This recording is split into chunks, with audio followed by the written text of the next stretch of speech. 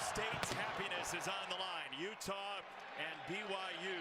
Utah won the toss and deferred, and so Bear Bachmeier, the freshman quarterback, who said to us straightforwardly yesterday, I don't think of myself as a freshman, and he hasn't played like it either because it runs in the family. Look at this, first true freshman 6-0 since his brother Hank.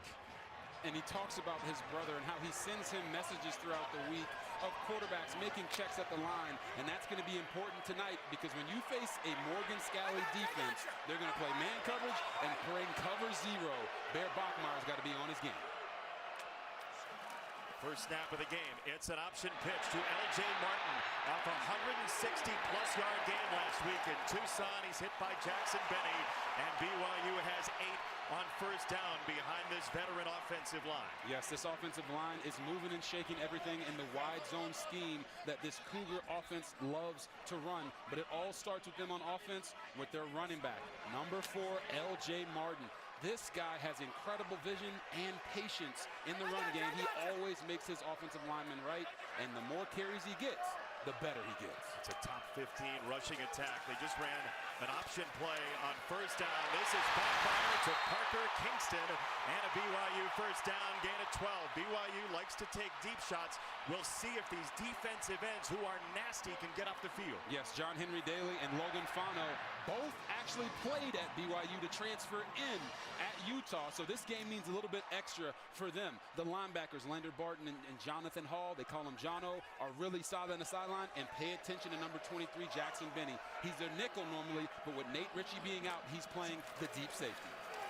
It's a handoff to Martin, who runs low to the ground. He's hit by Aliki Vimahi. That first play, Robert, was an option pitch for BYU. Utah has only seen 4 plays of speed option all year from West Virginia. I think they might see 4 speed option plays tonight, Jason. When you play a lot of man coverage with the defense having their backs to the ball and cover zero, that speed option play can actually crease the defense if you miss 1 tackle. BYU is aware of that, and they're going to use it as a weapon tonight.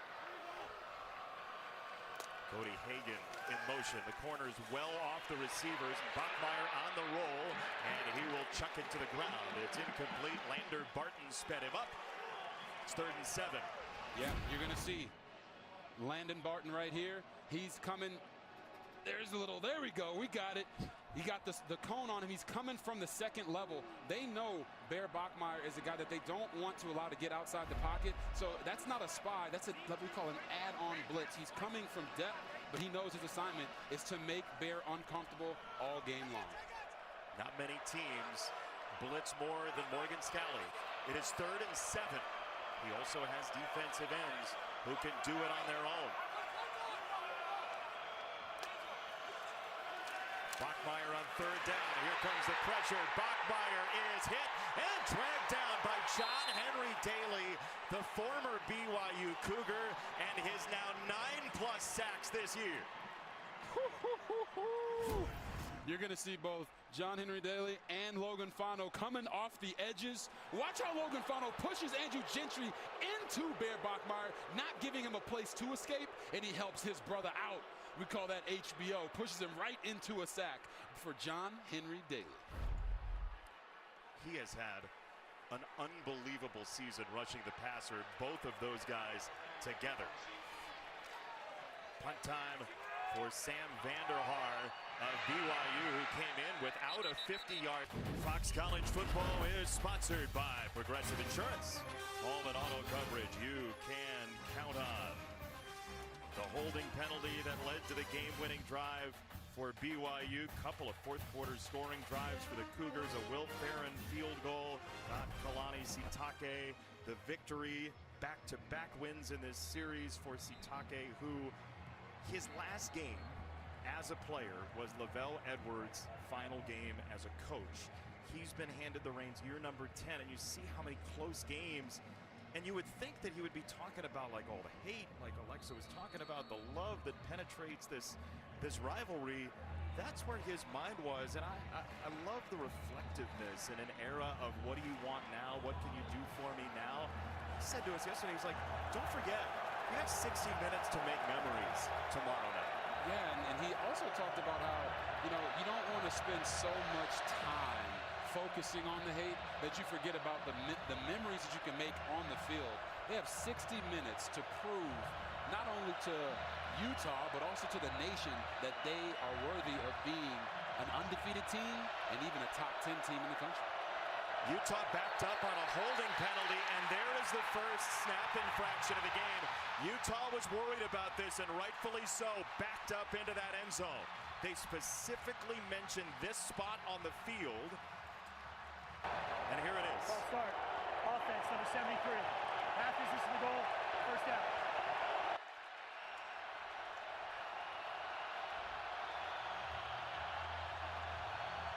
It's not getting any quieter.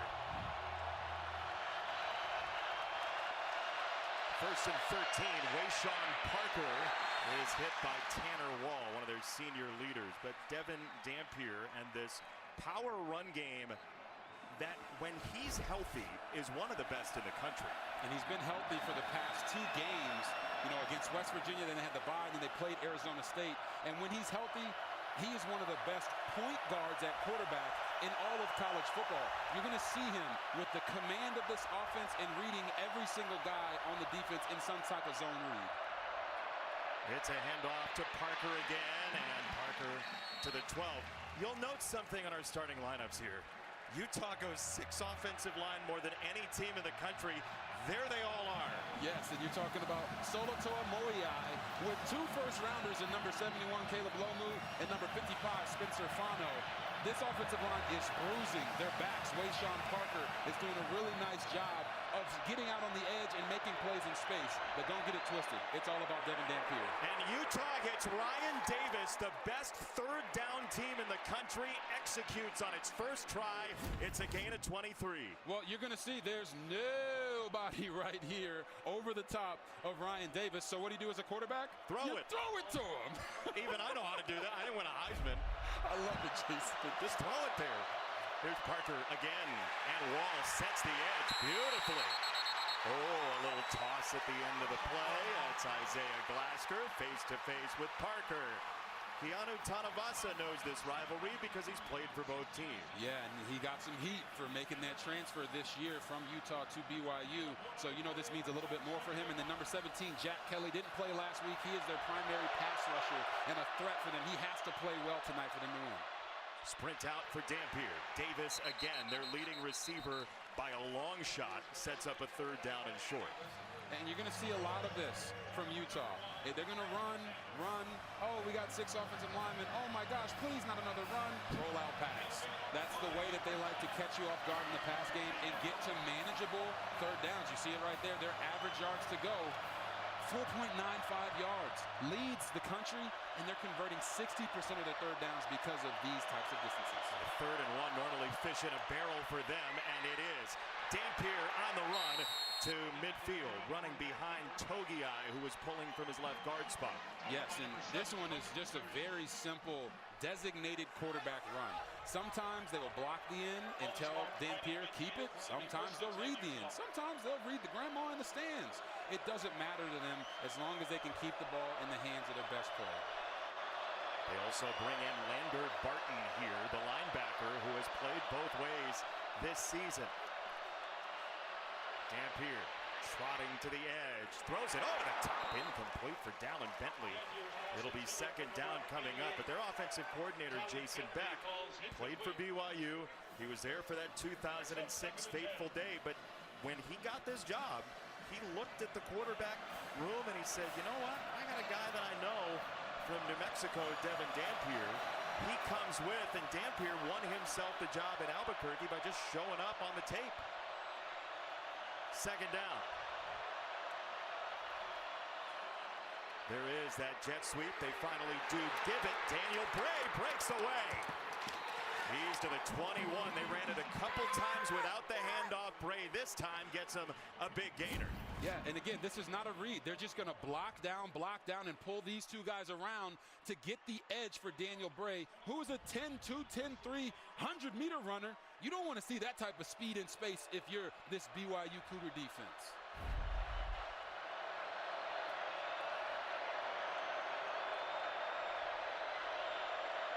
There goes Landon Barton along with Bentley. Both tight ends split out well wide.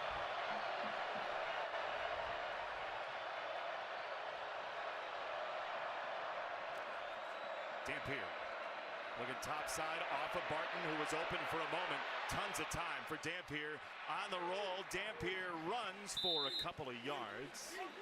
That was Pau'uha chasing him along with Siale Acera. I mean, you could count with me here. You see 1, 1,000, 2, 1,000, 3, 1,000, 4, 1,000. He had all day to throw, which means that the BYU defense on the back end did a really nice job of staying at their responsibilities and not allowing anyone to come open.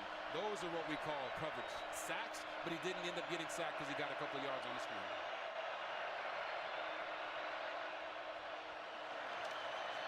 Motion from Bray again. It's Dampier running right, and Dampier leans forward. Now, I want to know, Robert, he takes a bunch of hits. They're very good in the red zone because of him.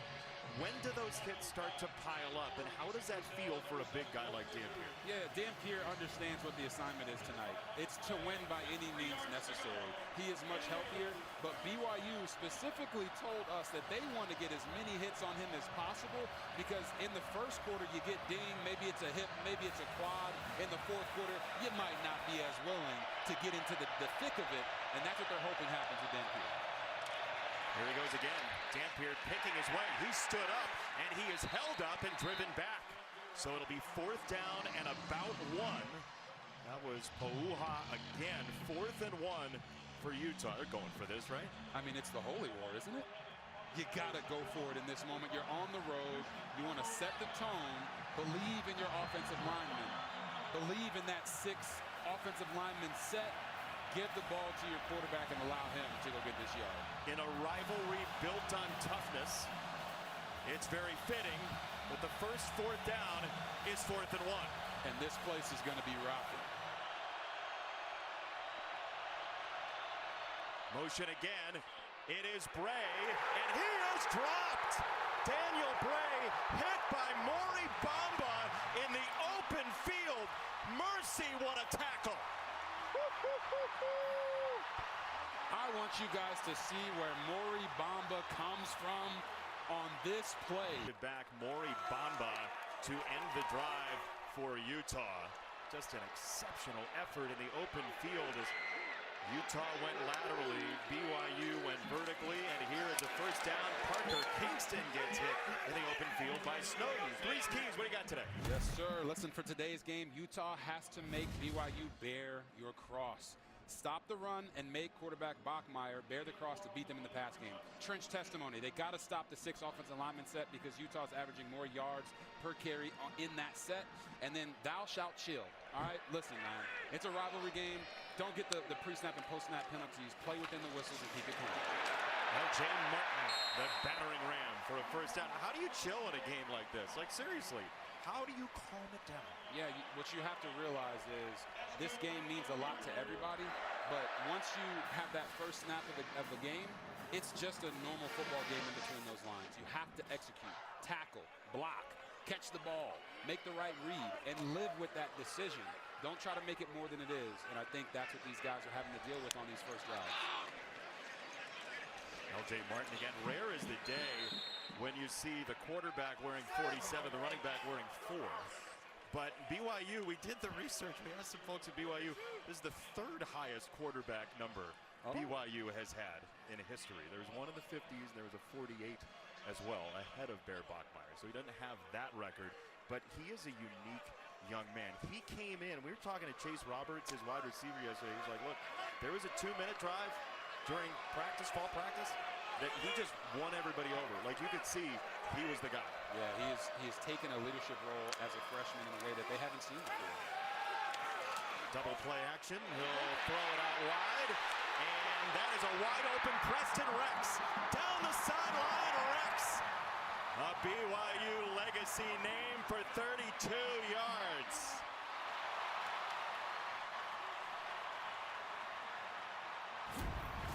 They're going to bring Rex around and whip him back around, but it's this guy that they're trying to focus on. Number 37, Trey Reynolds, gets blocked by L.J. Martin, the running back, helping which is normally his blocker, Preston Rex, get down the sideline. Preston Rex is a guy who was a former safety that they moved over to running back in camp, and they were really excited about getting him back last week.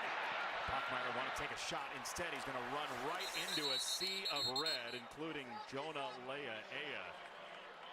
Preston Rex, 2 carries, 1 catch coming in, but he caught your eye on tape during the week. Yeah, last week he had a nice flat route out of the backfield, just sneaking him out. He normally blocks the end or a linebacker at the second level.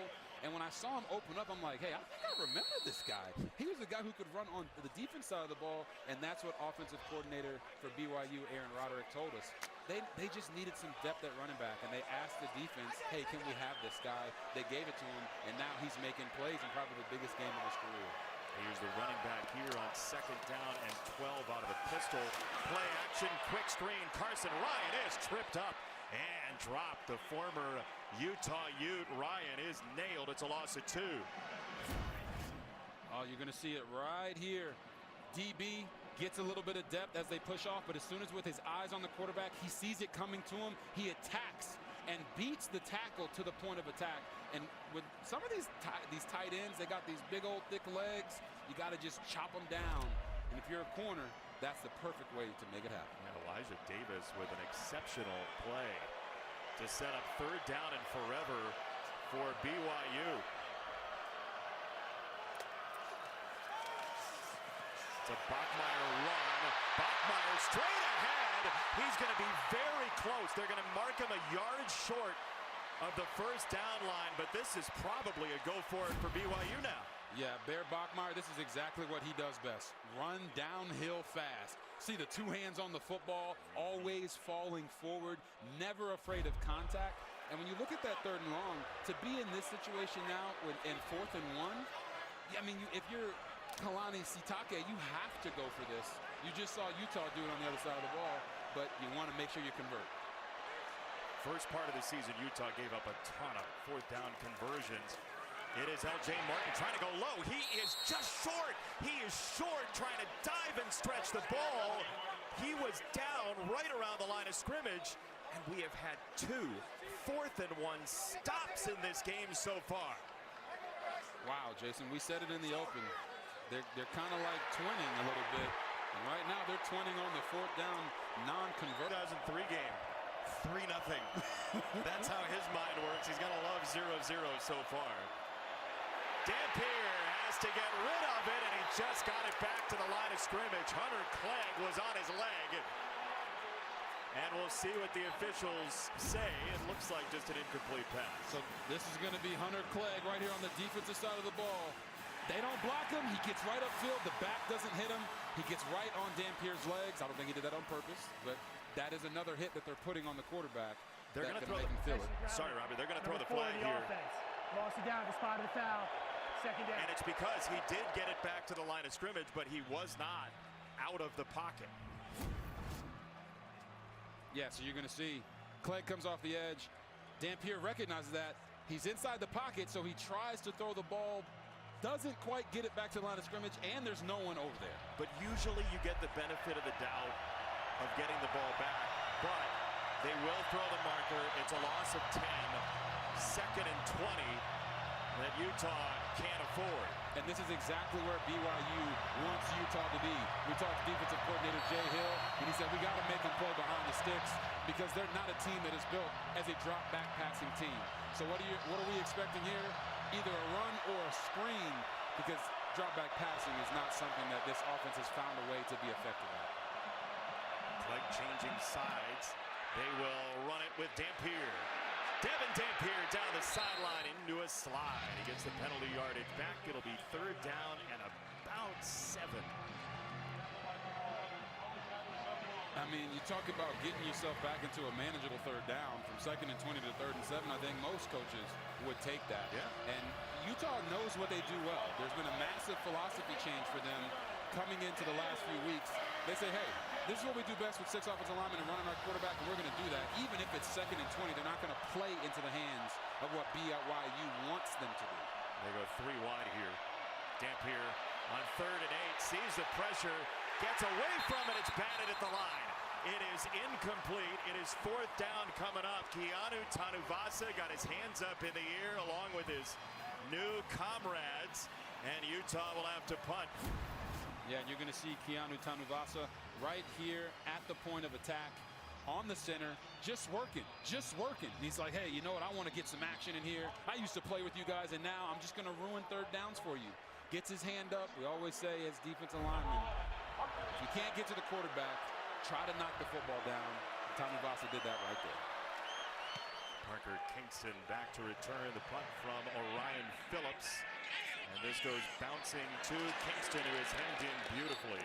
And 2:21 the final score. And somewhere in the picture that see red is Utah defensive coordinator Morgan Scalley, who told us what he remembers from that night is just people lifting him up for like minutes and minutes and minutes after the game, just friends of his, and just crowd surfing.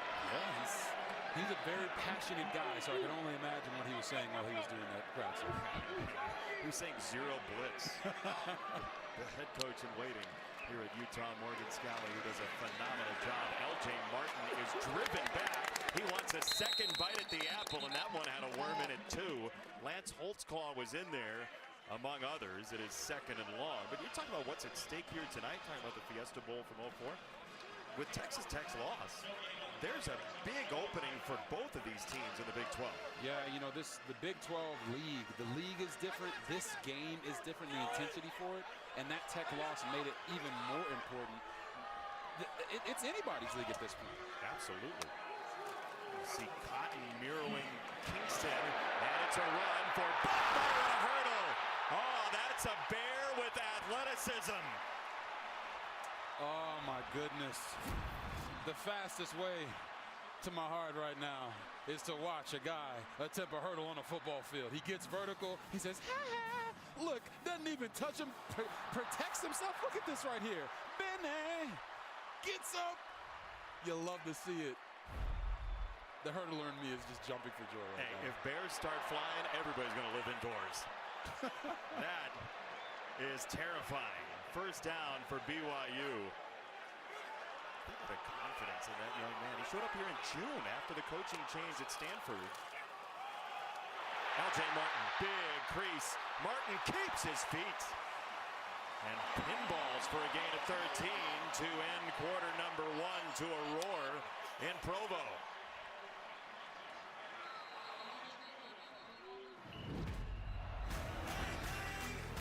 Everything you'd expect so far, huh? 100%. The atmosphere is 13.5 yards of play on that drive, Robert. Yeah, you talk about how do you get your quarterback settled in?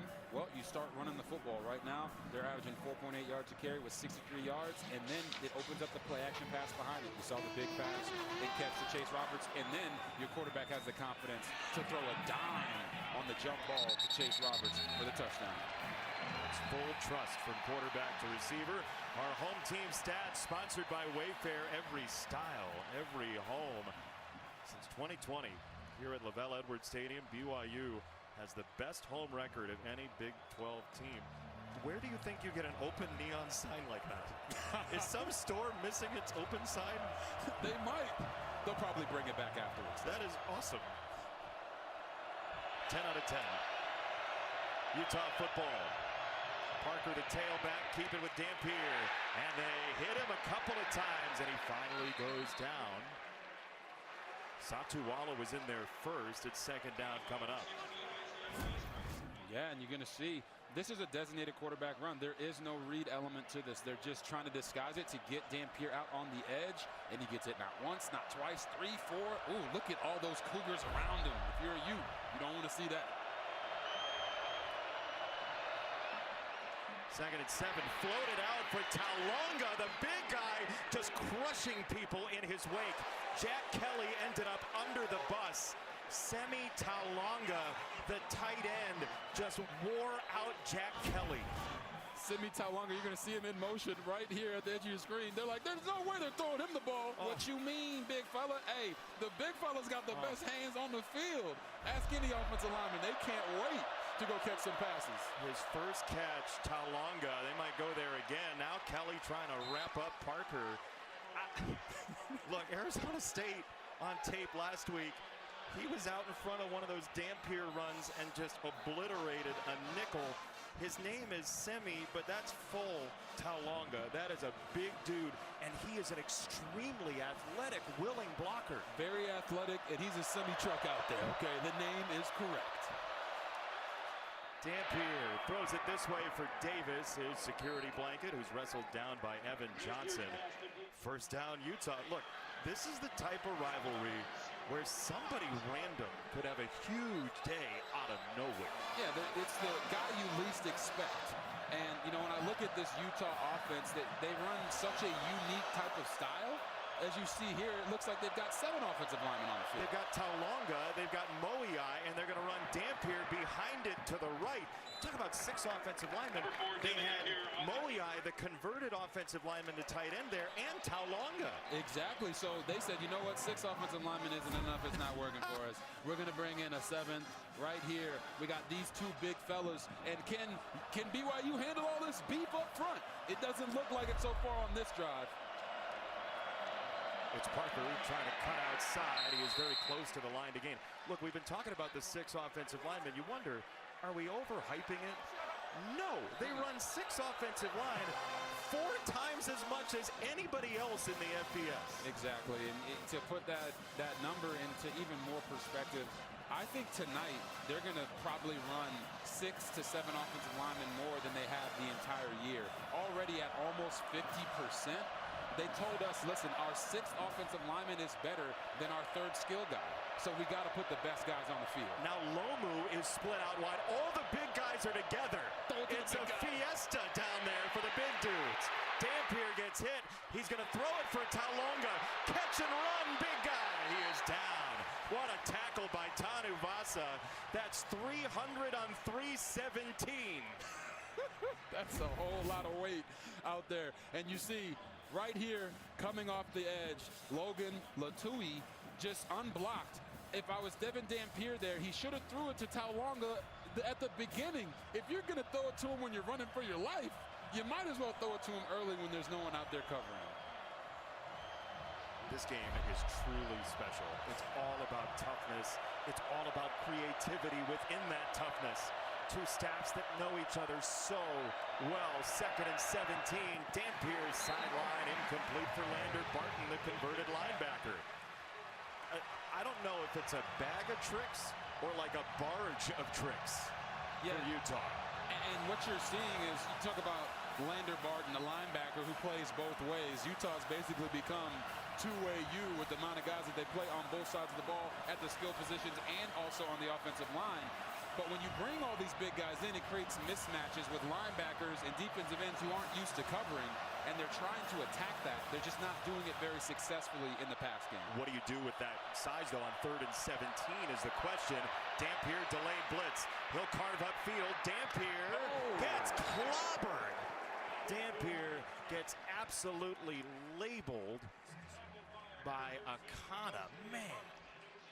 Oh, my goodness. Just listen to Akana Matata. Oh!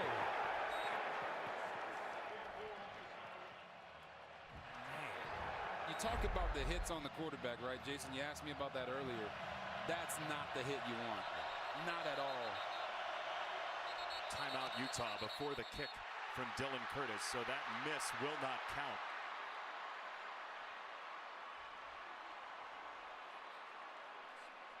They're going to call a BYU timeout here. BYU timeout. And we give you a quick message from Graduate by Hilton. How about this? BYU's timeout gave Utah an opportunity to do a dress rehearsal with Curtis. The offense is back on the field to go for it. And now it's a sudden change for the defense. They're looking to the sideline, not really knowing what the call is going to be.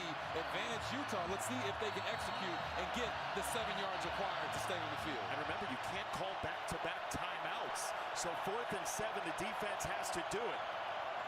Dampier up to the line. It is very loud in here.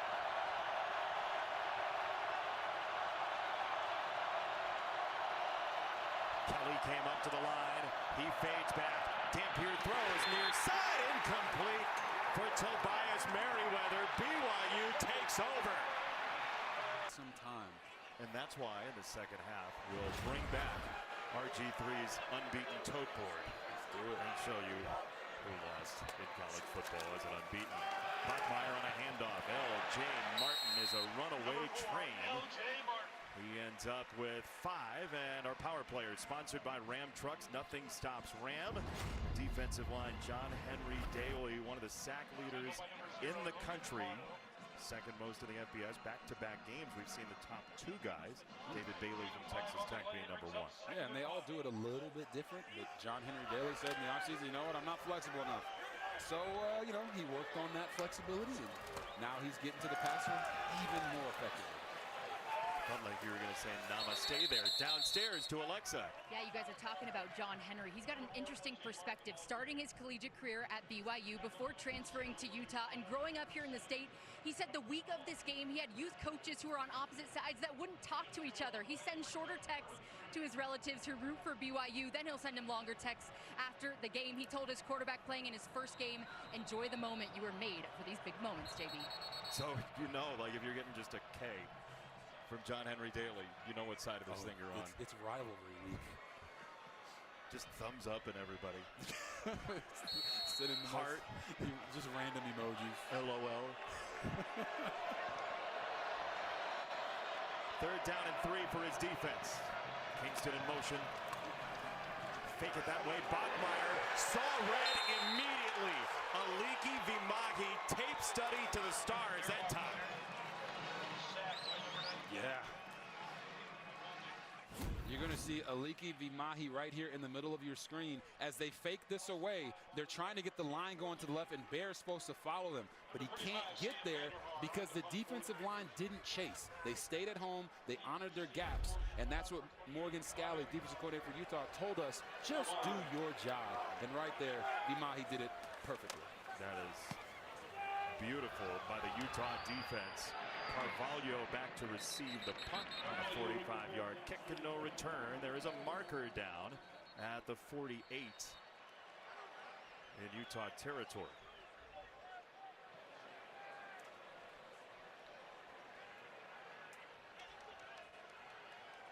It's going to be holding on Utah.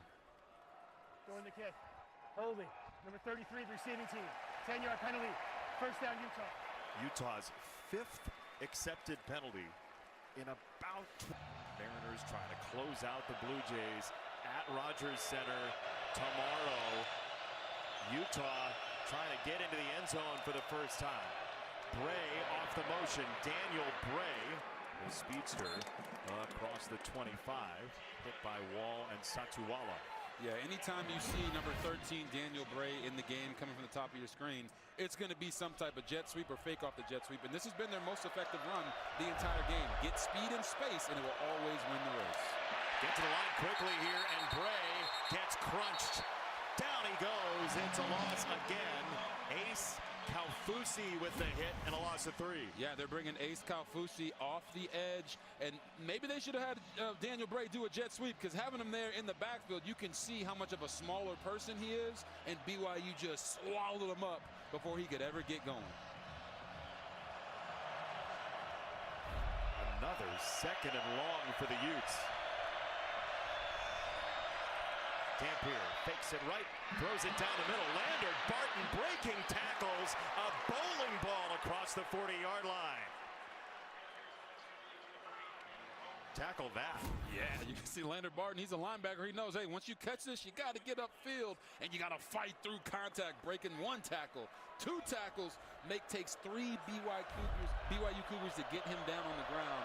You can tell this game means a lot to these guys that are playing both sides of the football, because this is a very, very heated rivalry. Barton, a legacy Utah Ute. Here is Dampier on the roll. Dampier is hit hard again by Satuwala, and he gets cartwheeled down. He gets about 1.5 yards, but pays for it. Yeah, Satuwala hit him there, and just watch how awkwardly Dampier just like falls when he gets hit. It's just, you continue to get hit over and over and over in the open field, and trust me, guys, I understand. You know, sometimes you wanna make plays, but you also got to be smart. This team needs Devin Dampier to be available when this thing gets into the 3rd and 4th quarter. What does it do to you late in the game? All these these hits piling up is the question that's going to really ring in people's ears. Dampier on the roll. He breaks by one and tries to throw it down the sideline. It's incomplete. How do you feel that in the third and fourth quarters? What should we be watching for with Dampier? Yeah, it just slows you down. You know, your ability to break tackles, make moves. Because one thing that Devin Dampier is really great at is his shiftiness. He's not running guys over out there. He's shaking them and getting them off their spot. Well, now if your ankle is dinged and your quad is bruised and your back is hurting, you're not going to have that shake that you normally would.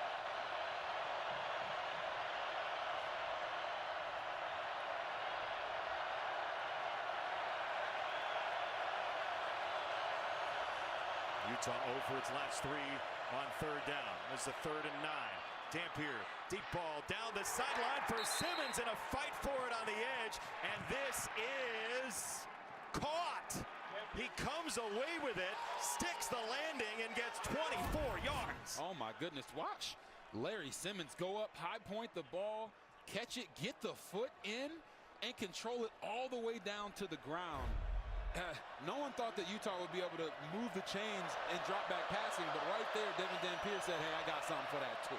Jonathan Cabella tried to pry it away from him and couldn't. Now Dampier on the run. A big scramble for Dampier.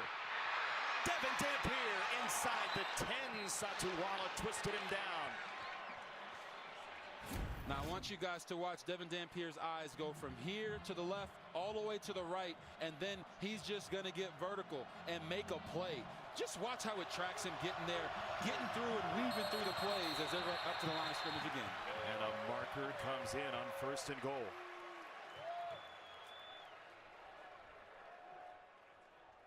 It's going to be false start. False start. Offense, number 73. 5-yard penalty. Still first down.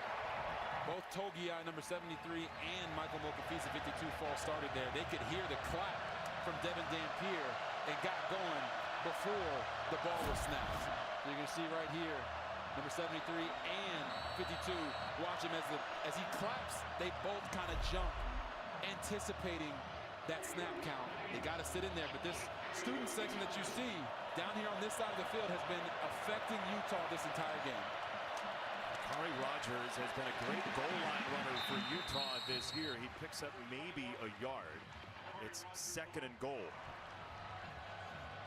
And this is an important drive for Utah, not just because you want to make sure you get points. You know you're getting the ball coming out in the second half, but also they've kind of done it in a little bit of an unconventional way. 3rd and long, get a nice completion down the field and drop back passing. So this could help you feel like you're getting your mojo back and your feet settled into this heated rivalry game.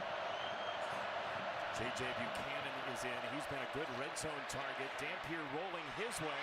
He goes end zone for Davis, and Ryan Davis has a touchdown, Utah. This is what you call two guys who played at New Mexico together, finding their rhythm and just making magic happen out there on the football field.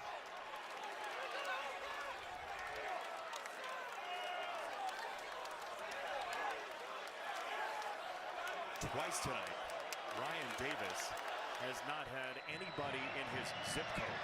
This one in the end zone. And a Curtis extra point is nearly blocked by Satuwala going over the top, and we are tied. So I want everyone to watch Ryan Davis. He's going to be out here on the outside. He's going to run across the formation and end up over here. Watch what it does to these two linebackers in the middle of the field. They're trying to pass things off and figure out who has who, and they just drop him. So Davis goes from running a shallow, turns it up into the end zone on what looks like a seam route, but I can promise you right now, Jason Meddy, that was not in the playbook. That's two guys out there just playing street ball and having fun. But you said it, right? Their time on task at New Mexico plays out right there. And those are things that you can't teach. I used to see that all the time with Lamar Jackson and Mark Andrews in my time in Baltimore. We call the play, they don't run the play, and they find a way to make something happen. Right there for Utah, it paid off.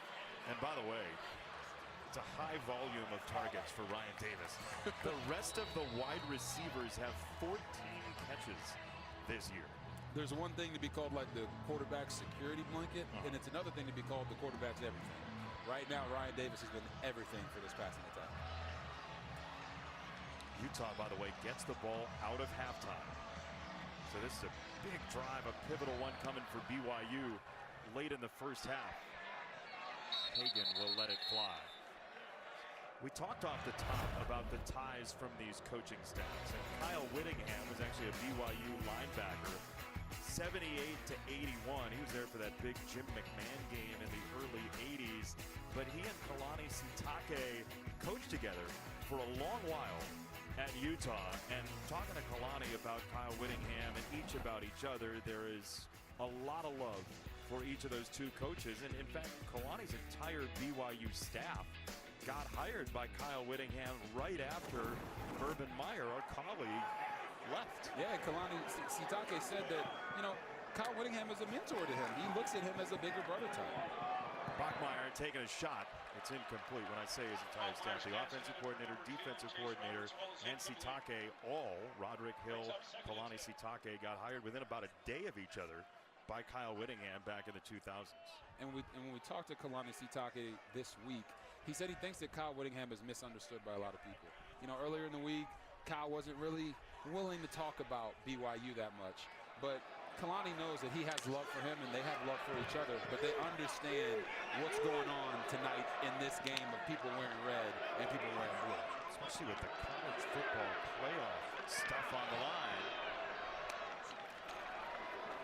LJ Martin trying to pick his way, and he is shoved right on back. No gain. Teo Johnson was in there to stonewall him. Are you surprised that BYU hasn't taken many shots so far? Yeah, when we talked to offensive coordinator Aaron Roderick, he said we want to take 2 shots a quarter, right? So far in this game, they really haven't taken any shots. You can count maybe the Chase Roberts touchdown pass as a shot down the field, but they need to get more to that. But the other thing I'm shocked about is the running game is being effective, but really not in the ways that they're normally doing it in outside zone. As you can see, Aaron Roderick right there on your screen. I feel like they're trying to do what they think they're not going to do right now. Yeah, under 4 yards a carry to this point. Utah exactly 6 a carry. Timeout BYU. They have 1 remaining. 3rd down and 9 coming up. Downstairs, Alexa. About the ties between these two coaching staffs. BYU offensive coordinator Aaron Roderick told us this week, it's like a game 7 of the NBA playoffs. You each know what each other are going to do, but it comes down to executing those basic fundamentals, and when the ball's in the air, who's going to get that ball first. And Robert, you can speak to this. They even had to change some of their play calls given that the opposing team knows their offense. Exactly, Alexa. They know their checks, their symbols at the line of scrimmage, and they talked about having to change their 2-minute operation because they don't want the other team to know exactly what they're running when they know the other team knows exactly what they're running.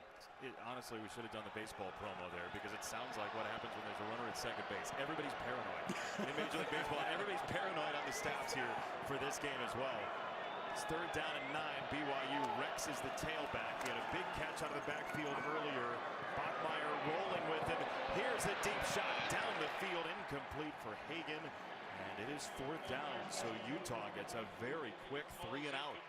Yeah, he actually had Cody Hagan early in this play, but Jackson Benny, number 23 for Utah, the middle safety, who's normally their nickel, did a really good job of staying over the top and making Bear Bachmeier feel uncomfortable throwing it where he needed to possibly get a completion because Jackson would have picked it off. And now when Utah gets it back, you wonder, back-to-back 3 and outs, how does that affect the fatigue level of their defense? Carvalho puts it on the ground. Oh my goodness. BYU says they have it. That would be a way to protect your defense. We've seen doinks from kickers in this series, and now a muff punt gives it to BYU. Miles Hall comes away with it. Alfrey down there as well. Man. Yeah, you see he's running vertical forward, and he never quite gets a good grip on it. And then Alfrey right there, on Johnny on the spot to kind of turn the tide back to BYU with 2 minutes left here in the second quarter. Them getting the ball back in this way and not having to deal with Utah potentially doubling up before the half.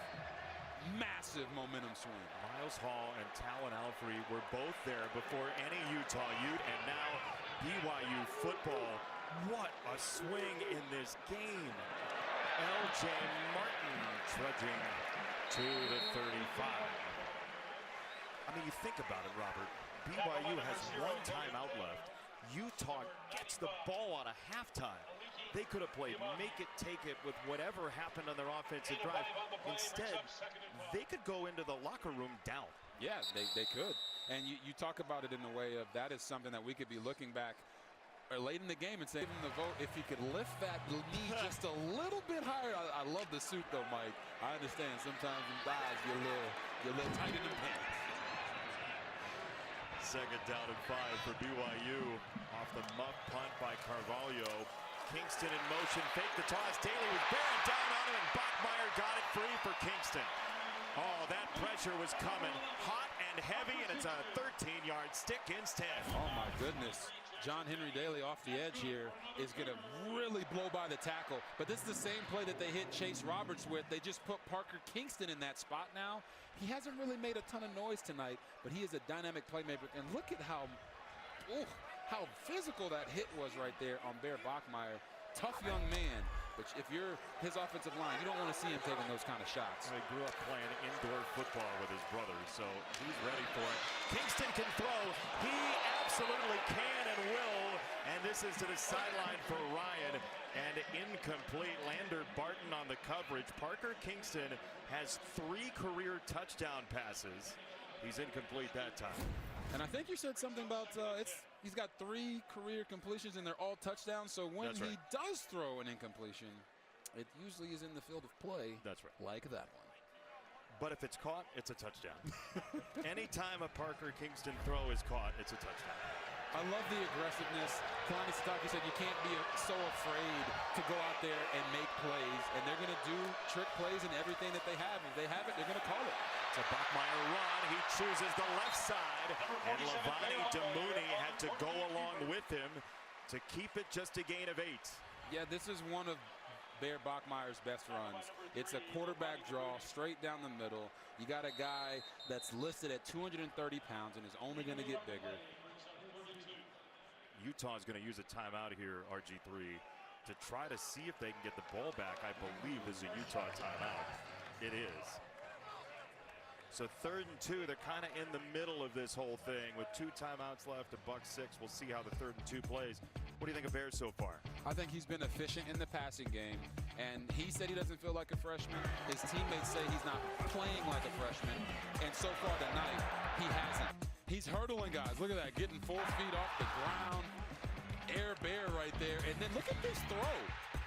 Just pinpoint accuracy to the big 6'4" wide receiver. He's been everything that they've needed him to be so far tonight. He's kept it as mistake-free as possible. And you see there, 6 for 9, 98 yards and a touchdown, and doing a nice job being effective in the running game. It's not always about the gaudy numbers. It's about the effective yardage. And he's had a lot of effective rushing yards so far tonight. If you're just tuning into BYU for the first time this year, the 47 is a number that his dad picked out, but also he's a running back linebacker before, so it kind of fits the motif. He said it reminds him of his primitive years. What does that mean? I don't know, but it sounds provocative. They added 2 seconds here. It's 3rd down and 2. There's a 1st down at the 12. Martin on the run, little hesitation, and he is dropped. It's a gain of 1. And so now BYU has a choice to make, and Utah has a timeout to take. But Morgan Scalley's defense again creates a decision for BYU. Time for our game summary, sponsored by Pacific Life, building confident futures for nearly 160 years. We take the splash. Here is your game summary. Last drive, 9 plays, 85 yards. There's a serenity about that splash that this game probably doesn't deserve. Although we did see Cosmo dive into the pool during Big Noon kickoff. That is true. Cosmo is pretty wild. And now you're sitting in a situation where, hey, you went for it on 4th down last time, didn't get it. You know, God tells us to learn from our mistakes. But maybe Kalani Sitake says, you know what, this is a shorter 4th down. So we're going to go for it again. Tone setter. you know, intuition would tell you take the points here going into half, but they're going to trust their offensive line and their big quarterback, and I wouldn't want the ball in anyone else's hands right now but Bear Bachmeier going downhill fast. Bachmeier or Martin? I'd go Bachmeier. He's up at the line. Big formation. He's changing the play. And Utah and BYU each with one timeout. It's a BYU timeout. Okay. So now, do you kick the field goal, or do you just change course on the play you call? My decision here would be to kick the field goal because you get those guaranteed points. You know that 3 points in a matchup like this is always going to be important. It's almost always been that way inside of this rivalry, and you have to learn from the mistake from earlier. Going for it on 4th down, you don't get it. At least allow your team to walk off the field as an offense and feel good about seeing that they put points on the board. Farron had the game winner last year in Salt Lake City, the 44-yarder. We have had a number of kickers, though, who have ended up in the annals of history because they've missed late in games. You know, you saying that maybe Kalani Sitake is saying, I don't want to put him in that position right now. I'm going to trust my guys, go out there, execute, and get this 1 yard. I'd still kick it, though. Especially with the low offensive profile of the game so far. But they're going to go 4th and 1. Kingston in motion. Bachmeier fakes the give to him. It's an option play. And Bachmeier leans for the first down. Does he have the football is the question. Was he down? Utah was pointing their direction. It is a first down for Bachmeier. They told us that speed option was going to be one of the most effective runs that they had. So they're going to bring Kingston this way. They're going to bring Martin around the other way. And they option off the end man. Bear gets going forward. Like you said, he always falls forward on these runs. Martin the tailback. 2nd down coming up. Utah does have one remaining timeout, but they're not going to get the ball back unless something catastrophic happens.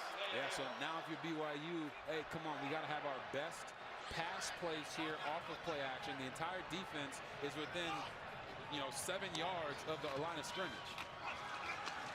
Patience again for Martin. It'll be 3rd down coming up. Now BYU does not have any timeouts, by the way, so they got to go fast. Roberts up top is saying, come on, let's go. It's 3rd down. Bachmeier is going to go to the line and spike it. They don't get an offensive play off, and now they're going to kick the field goal. Oh, my goodness. Terrible clock management there. As I said, the entire Utah defense and the defensive coordinator, Morgan Scalley, knew, hey, they're going to try to run the football here to try to get the ball into the end zone. They bring everybody down. Now you're sitting there in a situation where you've burned 20 to 30 seconds off the clock, and now you're back in the same situation that you were kicking a field goal. The only benefit now is Utah won't get the ball back with an opportunity to go score, but they could have had an opportunity to get 7 and not 3. And you might pay for that later. We will see what the karma of this rivalry brings BYU later. Farron sticks the field goal. It's 10-7. They'll have to kick off. I mean, this is not the same stakes and not the same length of time, but it reminds you of Bears-Lions on Thanksgiving last year. Oh, yeah, exactly. Like, you're talking 27 seconds on the game clock. You run this football.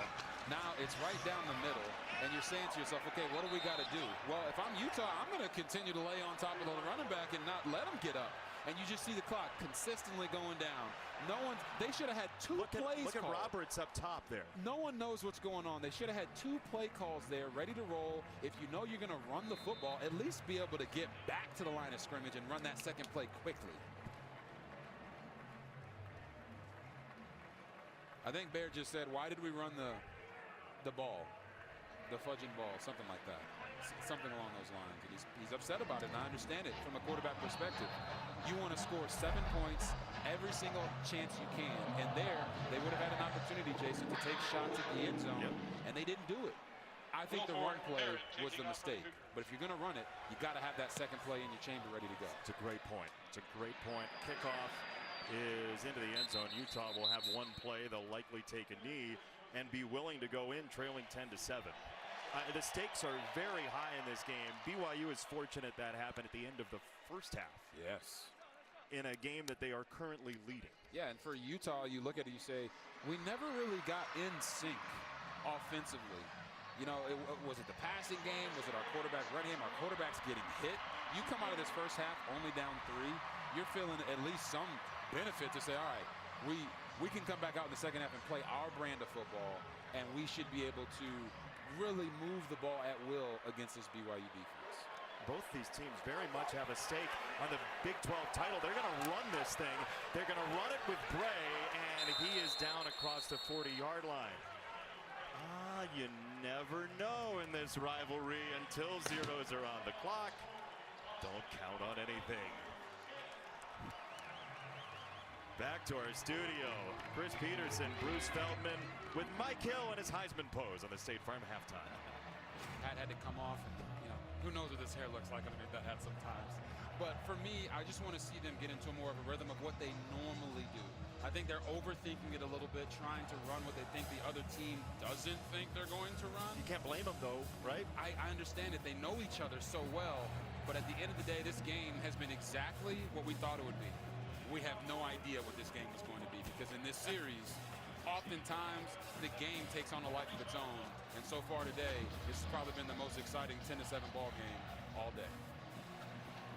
Every time these two get together, something historically relevant happens. On the opening kickoff of the second half, yet another big hit. No surprise at the 26. That's where Utah will get it. And we say hello again to Alexa.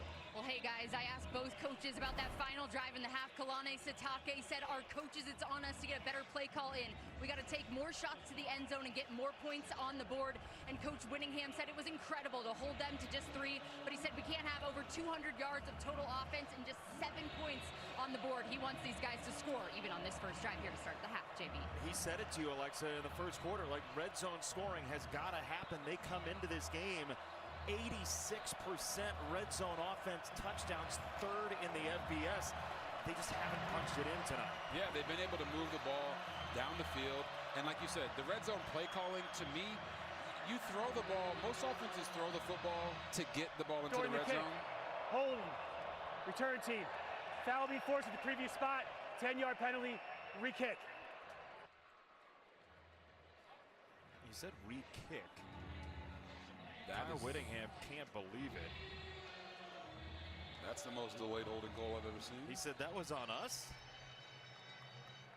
0 on them is exactly what he said. It's the 6th penalty on Utah. Reading lips, very important for a sports fan. Yes. He said 0 on them in the first half. Man.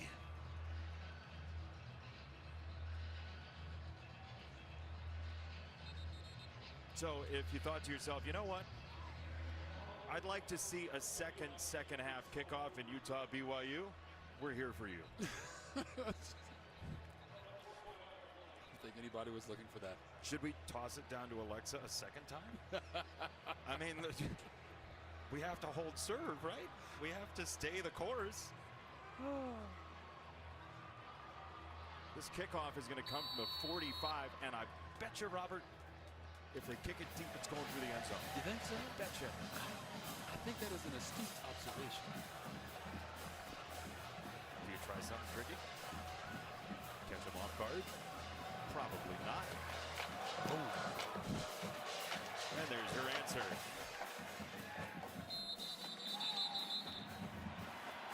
4 seconds we will never get back. 10-7 BYU. Here are the first half possessions. You see the 1 touchdown. It was an 85-yard drive, their best drive by far. Every other one bogged down in one way or the other. Yeah, and you see the yards there. They go for 80 yards, 47 yards. The next time they went for 85 yards, they scored on like a backyard football type of play. There was a busted coverage by BYU. I don't want to see Utah have to get to the miraculous to go score points. Find a way to get easy buckets with your offense in the run game. Bray in motion. Parker gets the carry. He ends up with 2 and nothing more. Utah did average 6.5 yards per carry in the first half.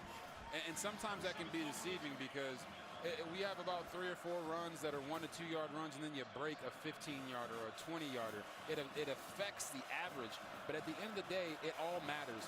So if I'm Utah, I'm staying committed to that running game. That is who you have identified your identity is. Stay true to that. Dampier to throw. Now he has to hold on to it, break a tackle. He rolls to his left. Dampier will fling it to the sideline. It is incomplete. Bodie Schoonover got in there, but couldn't take Dampier down. And of course, on 2nd and 8, they don't listen to us, Jason.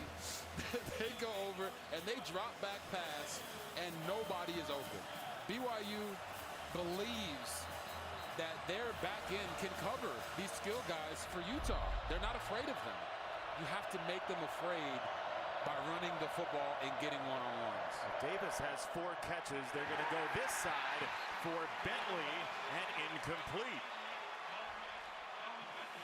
Man, this is like watching Steph Curry try to be a dunker. You got to stick to what you're good at.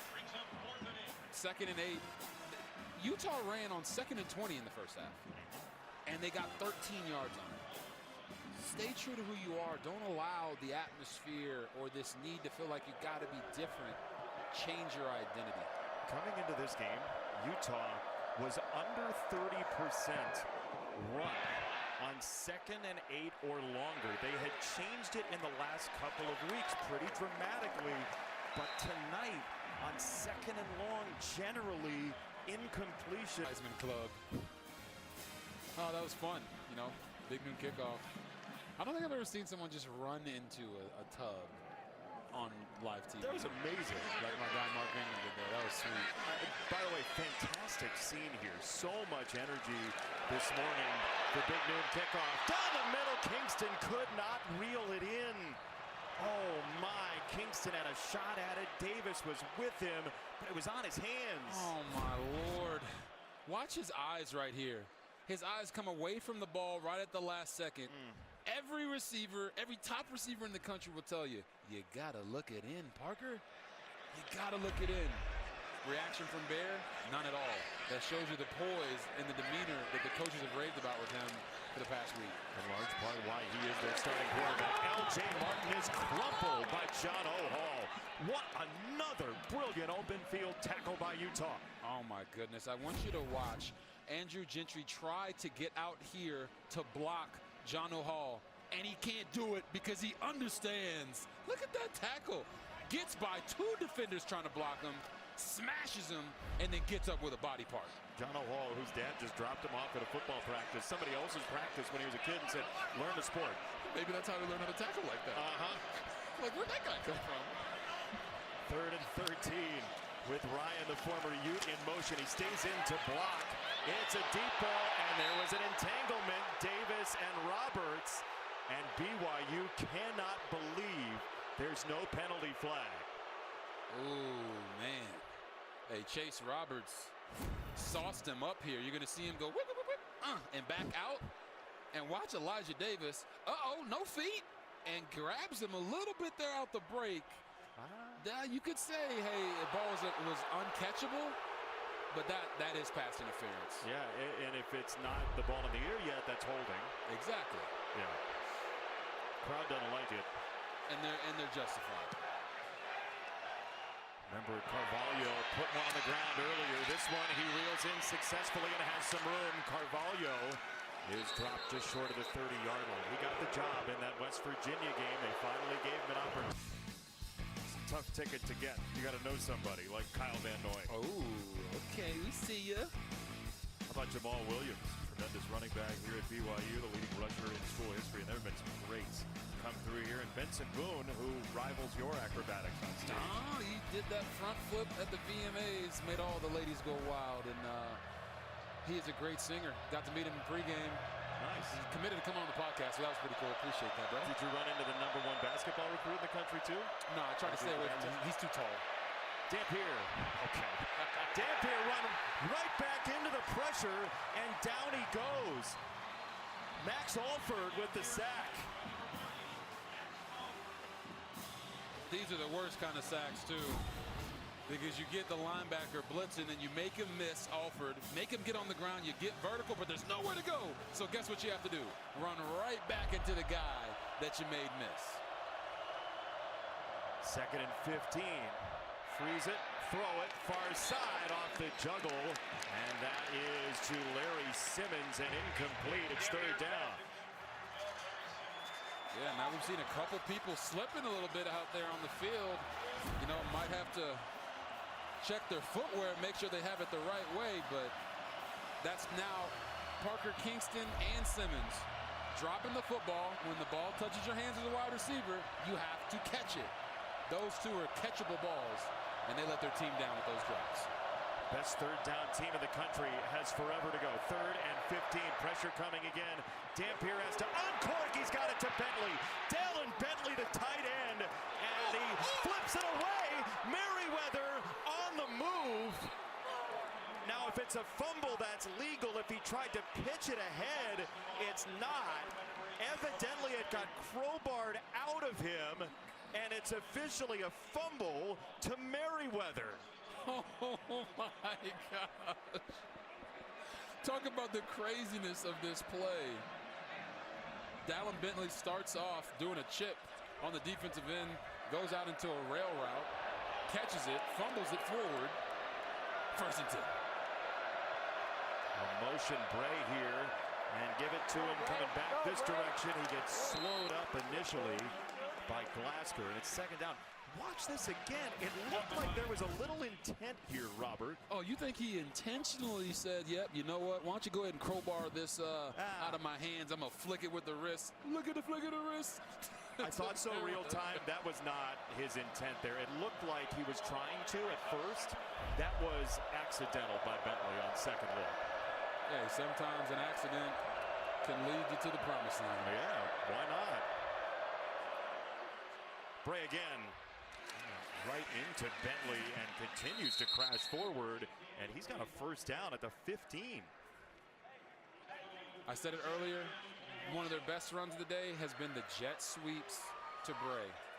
They've now hit it a couple times here on this drive. Even if they get 2 or 3 yards, they just understand that the middle of this BYU defense is extremely stout. So that's taking away their strength of running the downhill power with Devin Dampier. So now they're just trying to get things on the edge because this BYU defense isn't the best in space. Now, this is an early timeout use for Utah here. You might need it later in this kind of game. Couldn't have said it better myself there, Jason. They call it BYU timeout. It looked like the initial signal. Yeah, the NFC East is turning to the NFC least right now. It's anybody's game. They're beaten and getting beat by everybody. It's Dampier on the power run behind Rogers. Got away from Lutui, and he's shoved out of bounds by the former BMX biker Jack Kelly on the hit. Gain of 2. Yeah, Jack Kelly is a force. I mean, you just watch the way he pursues this play. Got the semi-neck roll. Anytime I see a guy in a neck roll, I know that's a football guy. Okay, because they're not worried about the swag. He's not Jack Swagger. That's Jack Kelly. Sounds like a Crime Stopper. 2nd and 8. It's a pass. It's Parker, and Kelly couldn't hang on to him, but he slowed him down enough for the rest of the Cougar cavalry, including Tanner Wall. No gain, 3rd down. They said, his coaching staff said, the first 4 steps for Jack Kelly are brilliant. Yeah, and you're going to watch it right here. 1, 2, 3, 4.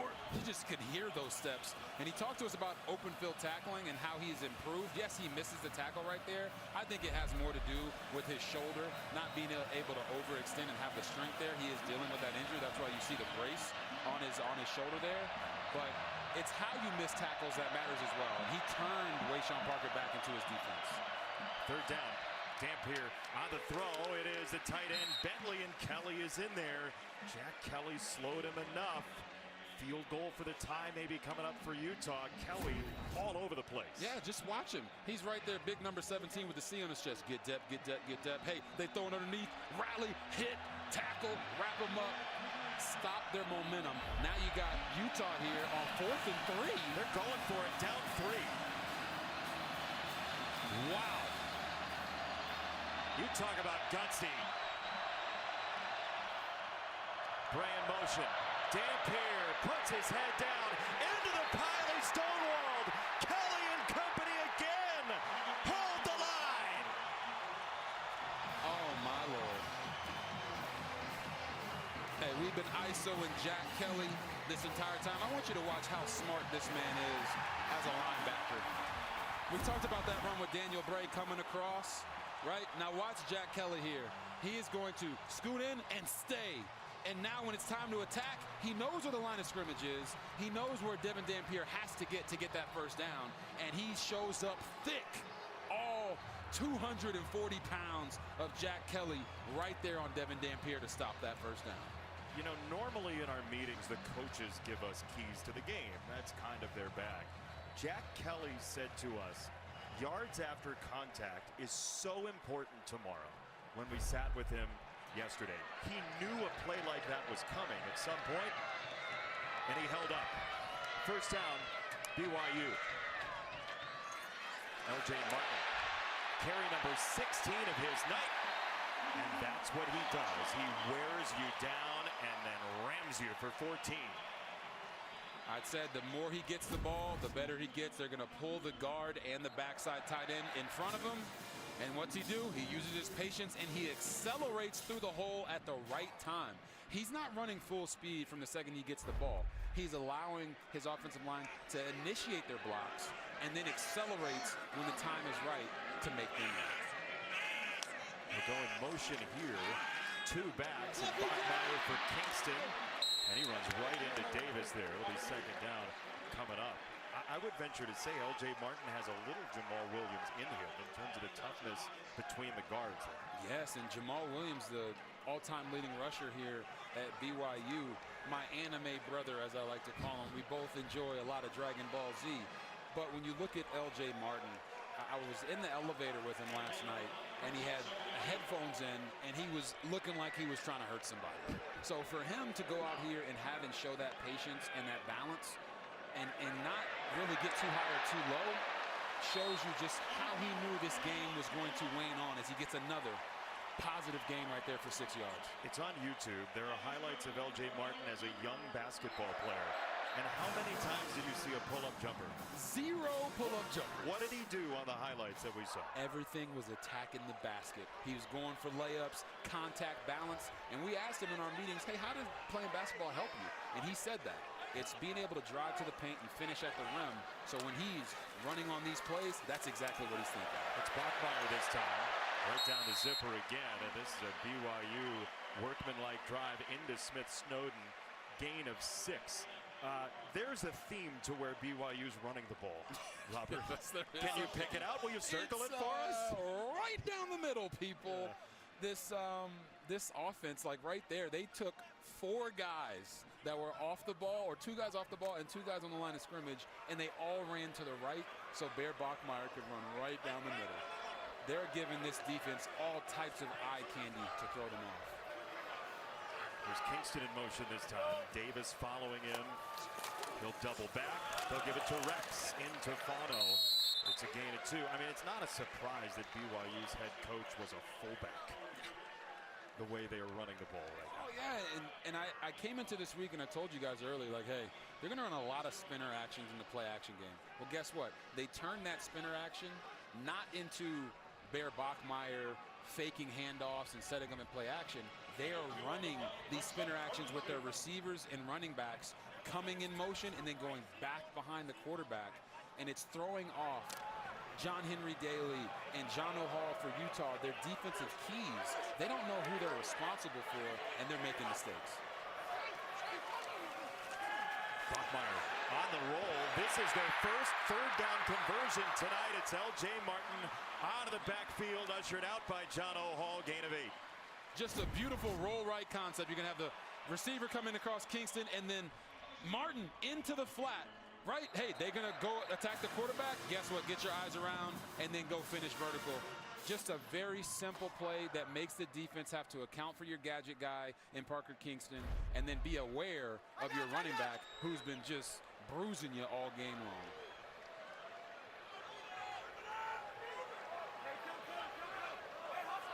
Bachmeier changing the play here. He moved the tight end right. they will run it to the spot where he was, and Martin is put down by Elijah Davis. There's a flag in as well. It's going to be a hold. It would be the first penalty against BYU on tonight. Andrew Gentry. Number 75, Andrew Gentry with a hold there. Holding. Offense number 75. 10-yard penalty. Still first down. So you're going to see Gentry right here already what was that? Engaged right here with the defensive end. And as soon as he gets outside, Fano tries to get off the block. That little jersey grab, the ref is always going to see that. And, oh, they did miss a hands to the face right there by Fano. And Fano might be able to go to Hollywood as well. He acted a little bit on that one. Former BYU Cougar himself. Bachmeier has it batted. Incomplete, second down and 20. And boy, that penalty really bogs down the drive. It's Pupu Sepulona, the freshman out of the state of Hawaii, with the bat. Who was that? Pupu Sepulona. Pupu Sepulona. I like it when Pupu gets his hands up and just knocks the ball down. It was on a platter.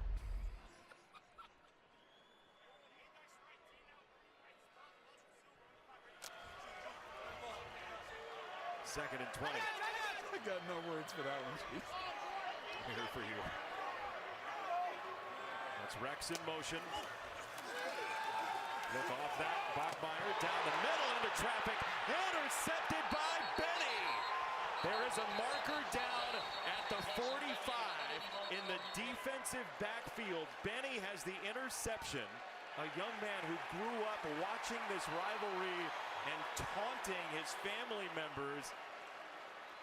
And now it's going to get called back.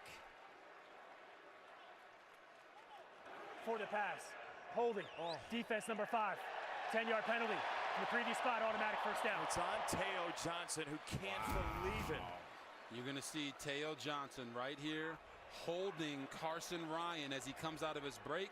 And they call that grab of the jersey. It's a legit call. And it's why Bachmeier goes from Ryan down the middle of the field.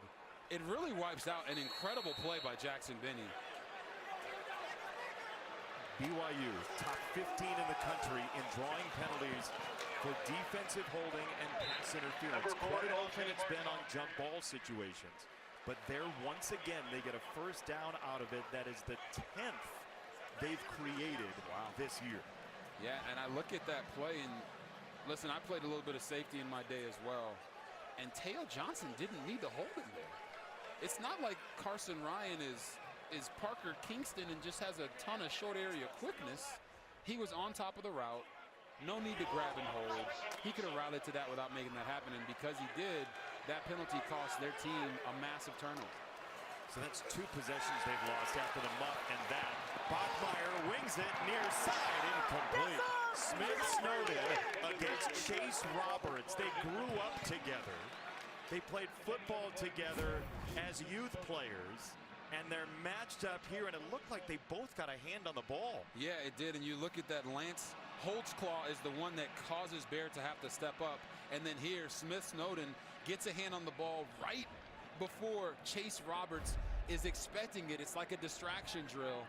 Almost still caught it, but right there, Jason, that's not a situation where if it hits his hands, he needs to catch it. That was a great play by Smith Snowden. But think about this rivalry and how many guys on this field know each other so well and their tendencies. 3rd down and 7 for Bachmeier.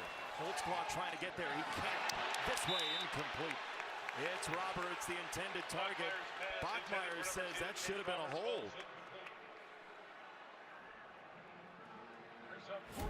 Yeah, so you're going to see you got Chase Roberts going up against Don Sanders. And here, right at the top, that, ladies and gentlemen, is what you call a hold. He was holding that man like a grudge, and the refs did not see it. Man, if they're going to call it the same way both ways, I don't got a problem with it. But right now, there just seems to be a little bit of inconsistency in what is being called and what isn't in the defensive backfield. Vanderhaar's punt. Carvalho lets it bounce at the 10.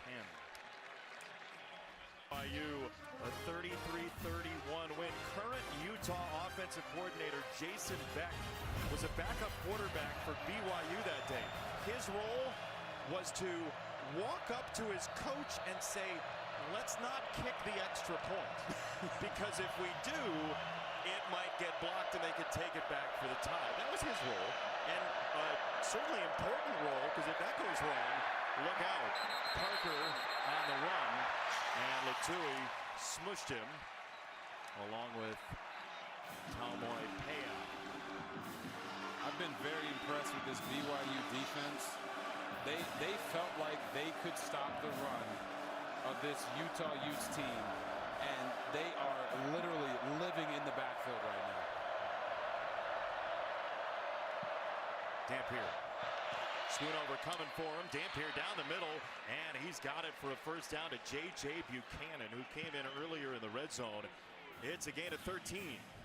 Yeah, just a nice hammer concept with a little pivot out by Ryan Davis and Buchanan in right behind him.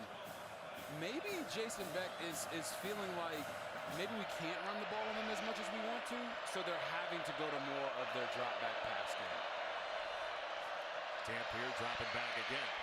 And he reaches back to have it blocked right back in his face. Bodie Schoonover made it into a boomerang.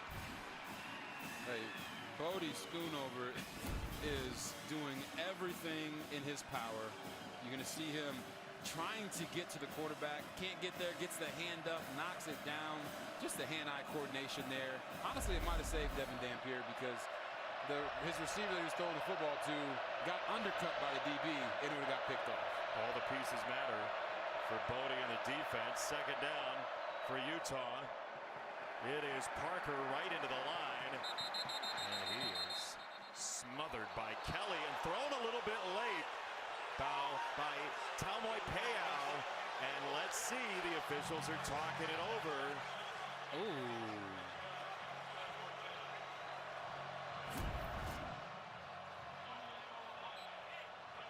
Yeah, Talmoy Payao. That's a late hit. It's unnecessary, and he's near the face too. And he's blessed that they didn't throw that flag right there. Third down. Quick set near side. He wanted Buchanan, and there comes the penalty against Evan Johnson. It was just stapled to him.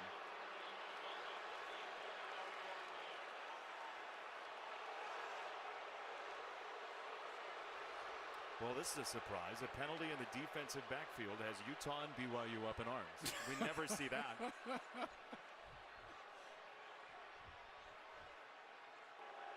Pass interference. Defense number 0. Ball replacement spot on foul. Automatic first down. Let's see it again. Yeah, you're going to see Evan Johnson right here at the initial punch, not a problem. Now he's got 2 hands on, and when the receiver goes back to make a play, even though Evan Johnson has his eyes back on the ball, that is defensive holding, pass interference when the ball is in the air. I think that's what we like to call the good old makeup call for missing the last one. Well, that's a take your pick. It could have been either of them. Dampier lets it rip deep down the field, and way too much for Davis. Wall was over the top anyway. It is second down for Utah. They're not prone to go ball, this Utah team. They've thrown 40 fewer of them than BYU this year in 6 weeks. Yeah, it's because they struggle pushing the ball down the field. They don't trust the guys that they have at the wide receiver position to make those plays. So it was even kind of shocking to see them take that shot to Ryan Davis because he's been mostly the underneath guy for the most of the season. They bring in guys from defense to actually run the go balls. Bray in motion again. They'll feed him. It's Bray on the run, and he is collapsed at the 36-yard line. It'll be third down coming up. That was Blasker over on the sideline along with some help. Third down Utah. 3rd and 4. I mean, they might as well keep running these Daniel Gray jet sweeps and maybe run some play options off of them because he's been their most effective runner throughout this entire game, averaging almost 9 yards a carry. 3rd and 4, a wall of sound. Dampier the pitch. It is Bray on the move, and Bray right around the line to gain. He spun around, and he does have the first down. He leaned forward at the last moment to clip it.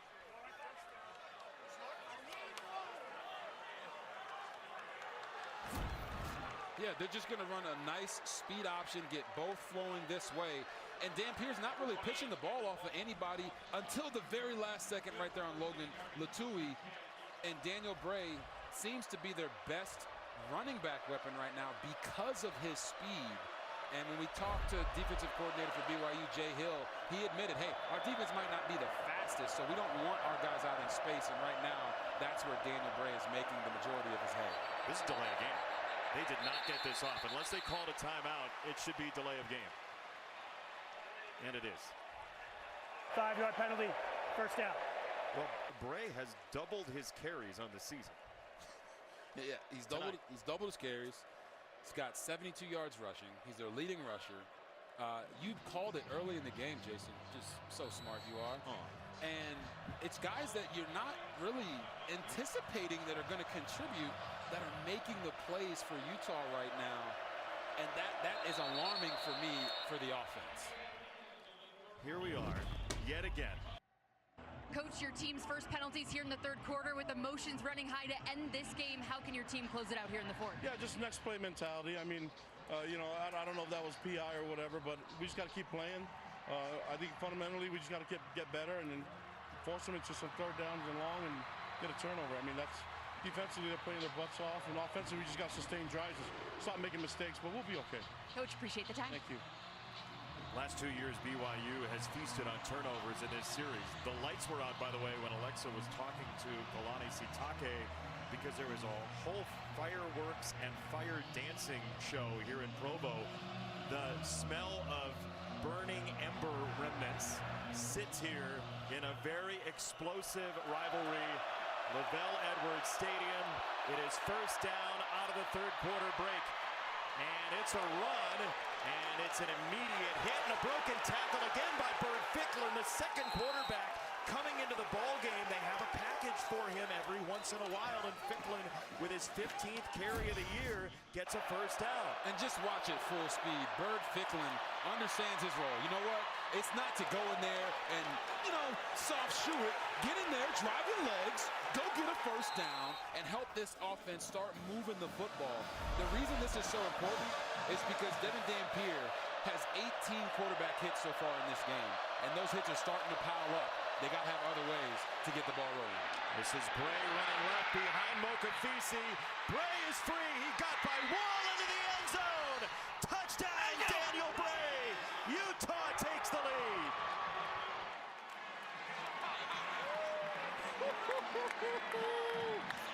I want you guys to watch the pull of Michael Mokafisi, number 52, on this offensive line. And then watch Daniel Bray as he comes across. And you're going to see this trail showing you just how much he has to go vertical. You get blocks on the outside from your starting running back and your wide receiver, and just speed in space always wins the race. Amazing play call. Daniel Bray is having a coming out party tonight. How about Nakari Rogers on that as well? Rogers with a huge block in at 84 carries. 13 went for touchdowns. That's 15% of the time he touched the football. As a senior in high school as a tailback, it went for a touchdown. He's got his first in a Utah uniform to give the Utes the lead. Look at that. Just, you never know who that guy is going to be that steps up to make plays for you offensively in big-time games, especially in this Holy War rivalry game. And Daniel Bray is showing up in a big way. Hagan, a chance to return. And he trips at the 20-yard line. He goes down. So long field for BYU. Our Good Hands moment sponsored by Allstate, celebrating 20 years of the Allstate Good Hands Nets program. Yeah, and I want you to watch a couple things here. Michael Mokafisi and Daniel Bray are in lockstep, but right here, you see this point by Dallin Bentley? He is telling Ryan Davis that he is going to block the corner, he's going to block down and go to the linebacker, and that creates that massive void that then Nakari Rogers leads up on the safety, and it allows Daniel Bray to get into space with speed. I said that multiple times today. When you get speed in space, it's always going to win the race because it's not, you can't coach that. Bachmeyer for 9. Number 47. And now BYU trailing here 14-10. has to figure this out offensively. Yeah, you know, early in the game, at halftime, Bear Bachmeier really efficient. I said the numbers didn't really represent what the offense was looking like, and that showed up big time in the third quarter. I want to see them get back to their bread and butter, start running some outside zone with LJ Martin. Just because you're down 4 doesn't mean you have to become a drop back passing team. They're 11th in the country in rushing offense coming into today. They have a first down with LJ Martin, his 19th carry of the game off 162 from last week against Arizona. And this is right around the time where he and they, BYU, feel like starting to shy away a little bit from tackling LJ Martin. Yeah, he talked to us this week and he said when he sees guys stop tackling him up high and start diving for his ankles and his legs, he knows that he has mentally won that battle against them. So pay attention to that throughout the rest of this fourth quarter to see how Utah is trying to tackle this big back.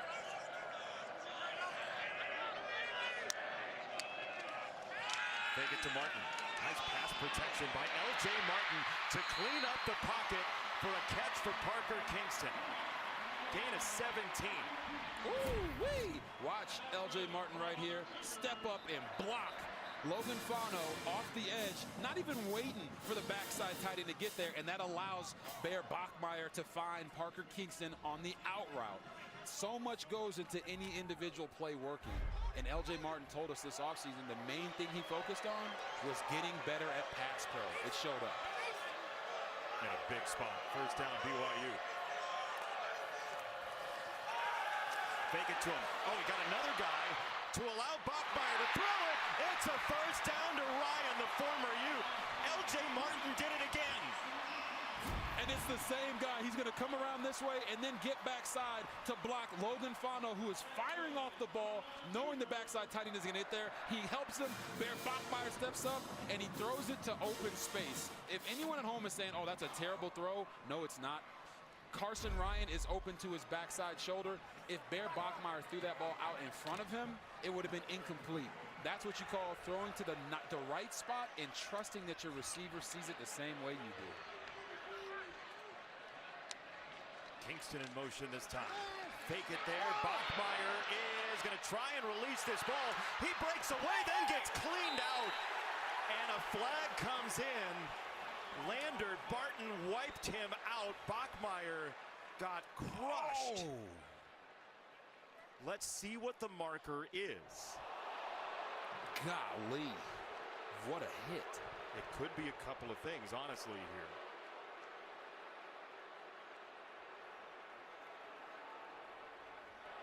Personal foul, roughing the passer. Number 8 of the defense with targeting. Oh, 15-yard penalty, automatic first down. That The previous play is under further review. you'd lose not only a great linebacker and a Utah legacy player, but he's also played offense in this game for Utah. It is a defenseless player here, Bachmeier. And so we're looking for forcible contact to the head or neck area with a launch from Lander Barton. See Lander come in, head goes down, but it does look like he hits him with his shoulder, and that's what ricochets Bear. Oh, he hit him right in the chin. Is to the head. That's head and neck area. Mike Pereira is with us. Mike, what do you see here? I see the same thing that you see. He is defenseless because he does pitch the ball, and from the other shot, the other side, you get a clear shot. Remember now, doesn't have to be crowned. We're just talking about forcible contact of the head or neck area with the indicator leading with the head. To me, that is targeting. Mike, thank you. Oh. Yeah, look, every targeting call gets re-adjudicated upstairs. But it feels like, and what Mike said and what you and I are seeing, that this is going to stand. And you lose Lander Barton, that is enormous. Yeah, and Mike put that so perfectly. It's not about leading with the crown when it's a defenseless player. It's just the head or neck area, and that hit looks worse every time we see it. After further review, the ruling of targeting of number 8 is upheld. Number 8 is disqualified for the rest of the game.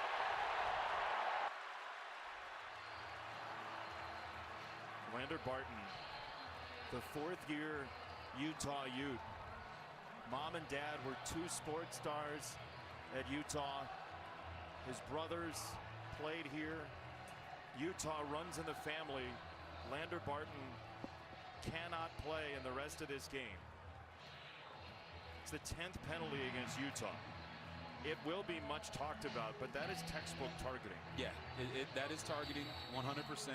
And it really sucks for this game in general, because Lander Barton is not just one of their best players, he's a captain. So now you have to look at who is replacing him and how BYU is going to try to attack that linebacker. They do have Levani Demooney, the transfer from Stanford, who is in. Kingston on the run. Kingston in space. Kingston to the end zone. Touchdown.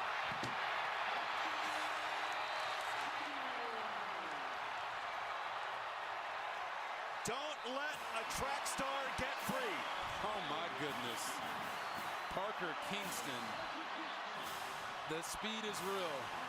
The speed is real. And we talked about Demooney, the linebacker. I want you to watch him right here. He is the one that just replaced Lander Barton. And his eyes are late, and it allows the offensive guard to get out in front to block him, and he can't get out there to make the tackle on Parker Kingston. You talk about a player getting thrown out of the game for targeting, and on the very next play, it impacts the game. It's a great point. And Lander Barton could only watch. A couple years ago, Parker Kingston won the state title in the 100-meter.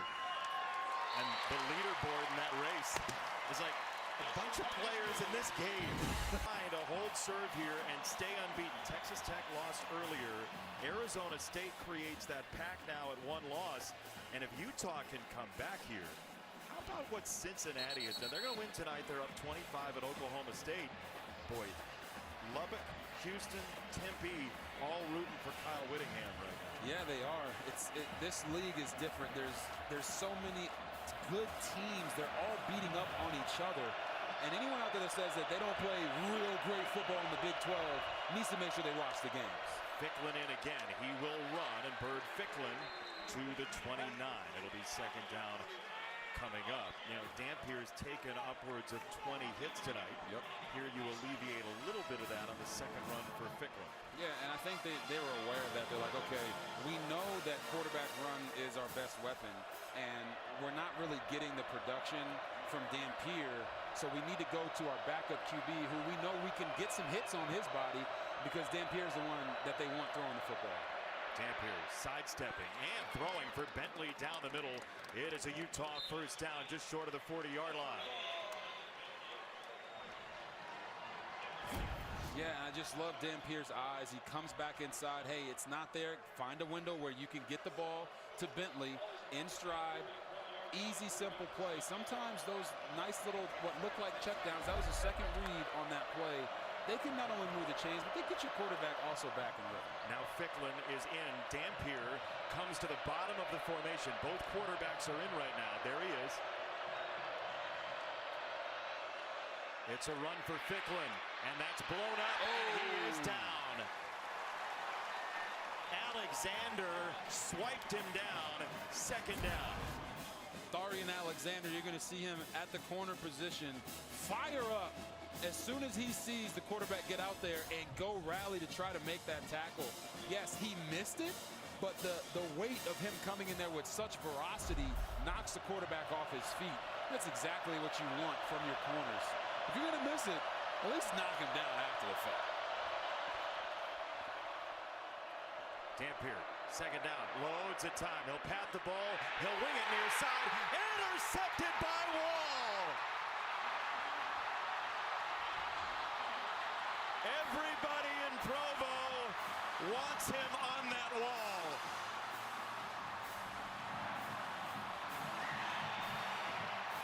Listen to this place.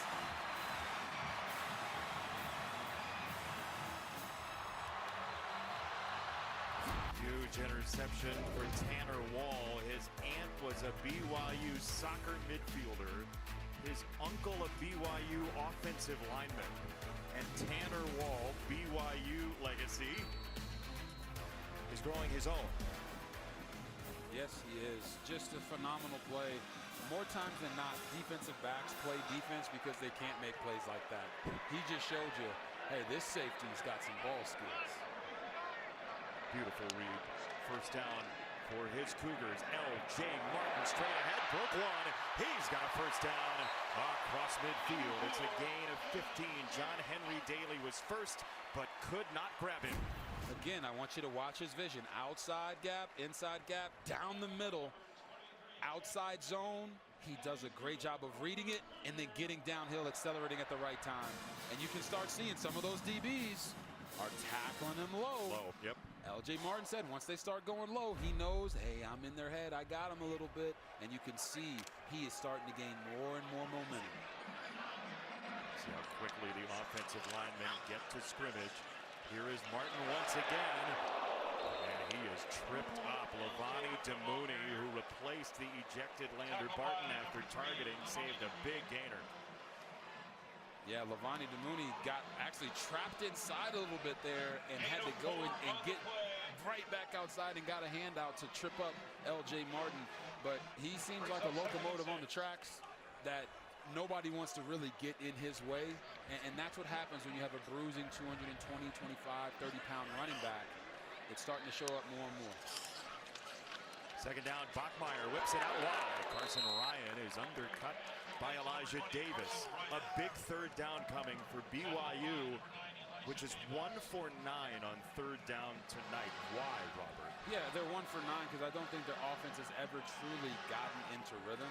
It's little mistakes. Right there on that play, Bear Bachmeier gets crushed by the defensive end because, hey, if the guy you're reading is the one that's ending up making you throw the football out to the flat, you should have handed that ball off to L.J. Martin. Yeah. So I just think there's been like a little miscues here and there, and they really haven't gotten their drop back passing game rolling. So it's hurt them on third down. If they don't get it here, I wonder if they would go for it on fourth down. Bachmeier hit by Daly, got it away to the former Ute Carson Ryan. Man, John Henry Daly was in his pocket immediately, and Bachmeier beat him. Yeah, they bring Carson Ryan across, and watch Bear Bachmeier here. After the snap, he realizes, hey, John Henry is coming to smack me in the face, gets a little bit of depth, does a little bit of a jump pass, just so it can give his guy enough time to react to the throw that's coming at him 1,000 miles per hour. Bear Bachmeier grew up, again, playing football in the house. Like they would wrestle, he and his brothers would wrestle in their bedroom.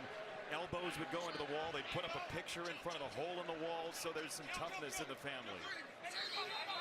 We get a whistle before the play clock can hit 0. There is a marker in as well. It's going to be a false start. False start. Offense number 11. 5-yard penalty. Still first down. Tom Kingston, who just had the touchdown to give BYU the lead. 6:45 to go. First place in the Big 12 on the line. And that's a cardinal sin right there by Parker Kingston, because receivers are supposed to watch the ball. And if the ball doesn't move, they don't move. Right there, he got a little antsy. Makes me think they're maybe taking a shot to you. Here's that speed option again. It's Martin. L.J.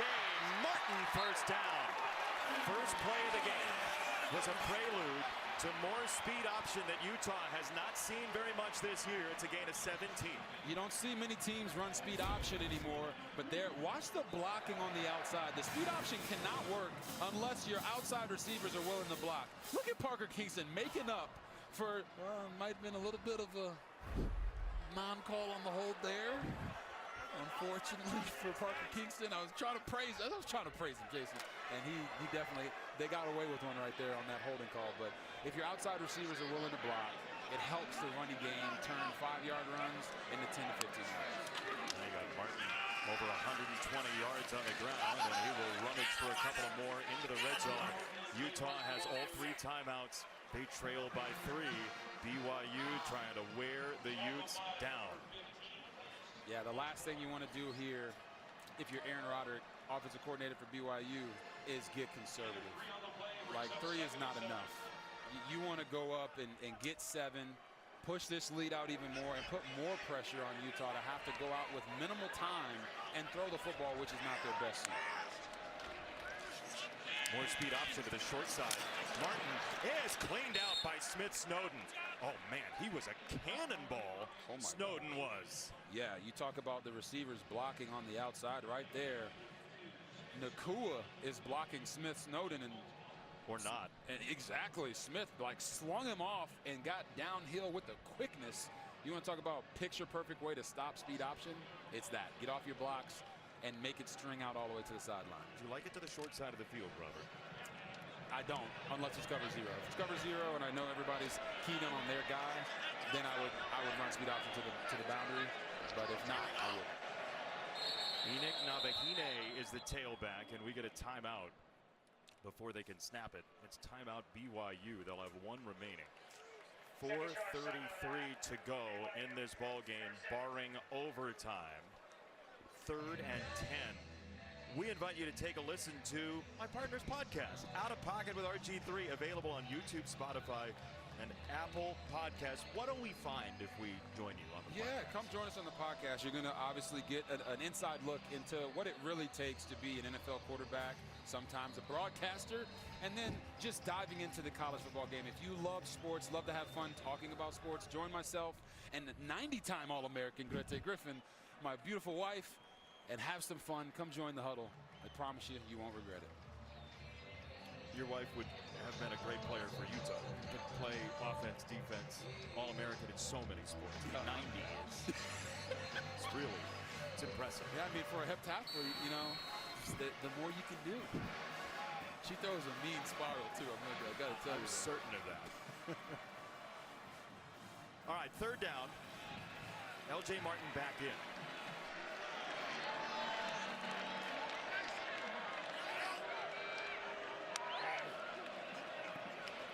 Bachmeier, straight ahead, design run. There's a bear on the loose in Provo. Bachmeier is in, touchdown.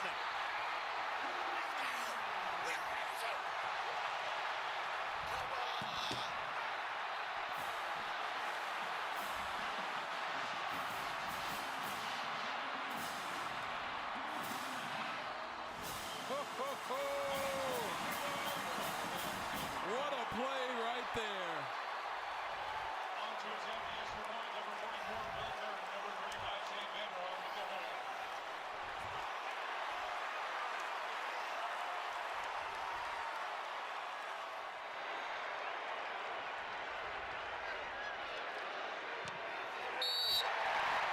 He got to campus in with 2 hands on the ball. What an unbelievable play. We have it at 26 forced missed tackles by BYU tonight on a Utah defense that is usually so solid. But Bear Bachmeier and his poise were undeniable in fall camp. His teammate Chase Roberts, his wide receiver, said to us this week, there were just drives in fall camp where we knew. Kalani Sitake, his head coach, said to us yesterday, you know, the players know, the coaches know. We have guys who had experience in FBS football who could have played. Bear Bachmeier took this job, and you saw it in one play right there. Now BYU trying to stand tall defensively. Davis, the sliding catch, that's his 5th grab. It is 2nd down, but he's a stoic at heart, Bear Bachmeier. And you saw the graphic on the screen of his stats. Those stats don't matter. It's about making impact plays, and he's done that the entire day. Dampier, deep ball. Buchanan adjusts on it, and Buchanan cannot reel it in. Tavion Beasley on the coverage. 3rd down. It's a nice play here by Tavion Beasley. Gets his eyes back, and you see that rip right at the last second? That motion gets the ball out of the hands of Buchanan. And when we talked to defensive coordinator Jay Hill this week, he said if Tavion Beasley is on the field, he makes us a better team. In for Tommy Classes, who was unavailable today. 3rd down, Utah. Dampier sees the pressure, gets rid of it, incomplete. Siale Acera right down the middle in his face to set up 4th down. Siale Acera coming from the 2nd level. He's not on the screen right now, but promise you, he will be there soon. Comes from the left side, gets vertical, puts pressure on Devin Dampier, and forces him to make a throw earlier than he wants to. Now, right here on 4th and 5, look for Devin Dampier, if they throw this football, to try to get it to his man that came over from with New Mexico with him, Ryan Davis, number 9. He's right here at the top of your screen. Buchanan on the near side. Dampier looks off of Davis, throws it this way. That's very close. Merriweather might have given it back. It depends on the spot. Oh, the near side official says first down. It's a question of when he had the completion. They do give him exactly the 35. Watch this here. Yeah, he's past the 35. It's a matter of where the ball is. Ooh. Oh, my goodness. That is so close. He's got to be square on the 35. Ruling on it's the field. Question of completed pass for a first down is under further review. When was the ball complete? Correct. He does shift the ball from the middle of his body to the left side of his body. This is going to be very close. Our first look didn't have the ball and whether or not he had fully reeled it in. We'll see what the officials say upstairs. It's a 10-point game. It's either a first down or a turnover on downs. Mike, what did you see at first look here? It's a tight, very tight play, but watch the left hand of the defender here. Can you give him progress at that point? Can't see the ball at that point. You got the official right down the line looking. Going to be pretty hard to overturn. Mike, just that first contact. What officially signals completion here for an official on that play? Well, I mean, it's when you have control, okay, if you can get control, you see the ball come in, now you got the left hand on him. So, again, at this point there was control. He turns and, yes, moves it to the other hand. Very tight. Mike, is there enough evidence here, in your opinion, to say that he was short or that he was beyond the line to gain? Well, Robert, I can only say from my standpoint, if I was the replay official and if the shot that I got came from behind like that, to me, it would be very difficult for me to overturn this. Yeah, we just saw for the first time, Mike, the ball coming into his hands. It was upheld. First down, Utah. That feels like the right call. Mike, thank you for that. And that's what I was asking the question for, is they ruled it a first down. So it's a situation where the camera angles, we got the best cameramen in the business. Shout out to our guys. The camera angles show you all you can see there, and is there enough evidence to overturn it?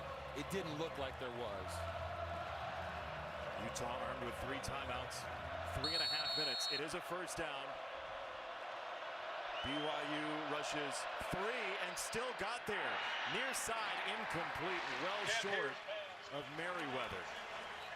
Boy, that pressure got in a heartbeat from Akana. They rushed 3. I mean, Akana, right here off the edge, you're going to see him hit a spin move, get vertical, and that's on a first-round talent. Spencer Fano, number 55, so, hey, man, if they can rush 3 and get to the QB, it's going to be tough sledding trying to move this football down the field, throwing the ball. Dampier 15 of 29 tonight. They'll motion Davis. And they do get it off. Dampier comes this way. And it's caught by Merriweather. It gets stuck by Satuala. Merriweather did not hang on. It is incomplete. It's third down, and Merriweather is down on the sideline. He did not hang on to the ball. Satuala dislodged it from him. Oh, and it's a clean hit, too. Not to the head or neck area, doesn't leave with the crown, hits him in the body. Satuala separated the man from the ball with the new school rules. You know how hard that is to do? Holy cow. And Merriweather still almost reeled that in. It came out at the last moment, so third down.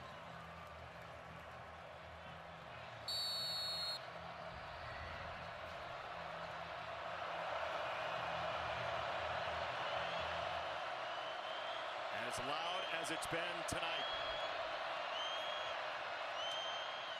Dampier incomplete. Lutui was caught up with Davis, whose last step was a little bit late. It's fourth down. Yeah, you see Davis coming out of this break.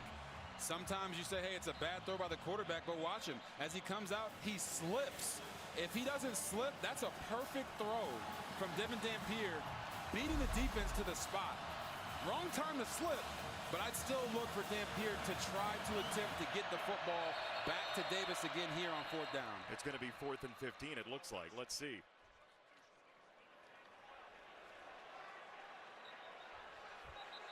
This would be the 11th penalty against Utah.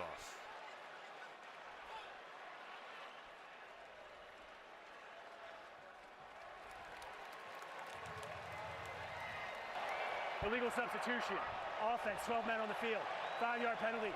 4th down. Wow.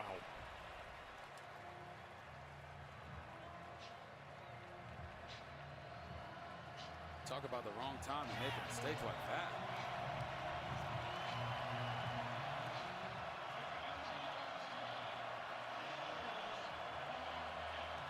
Now it's 4th and 15. This crowd is in it. Communication is at a premium. Pressure coming from Kelly. Dampier hit and down he goes. Jack Kelly may have sealed it for BYU.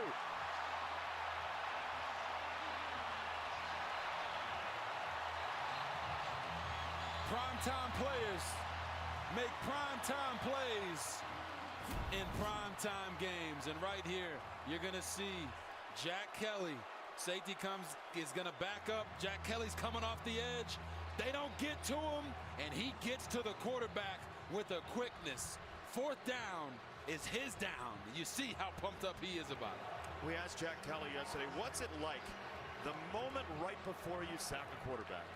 He said, you know, it's like a happy place. But this whole stadium is a happy place because of Jack Kelly's happy place at 3:05 in the 4th. He said it's the greatest feeling in the world to hit the quarterback. And he got that feeling right there.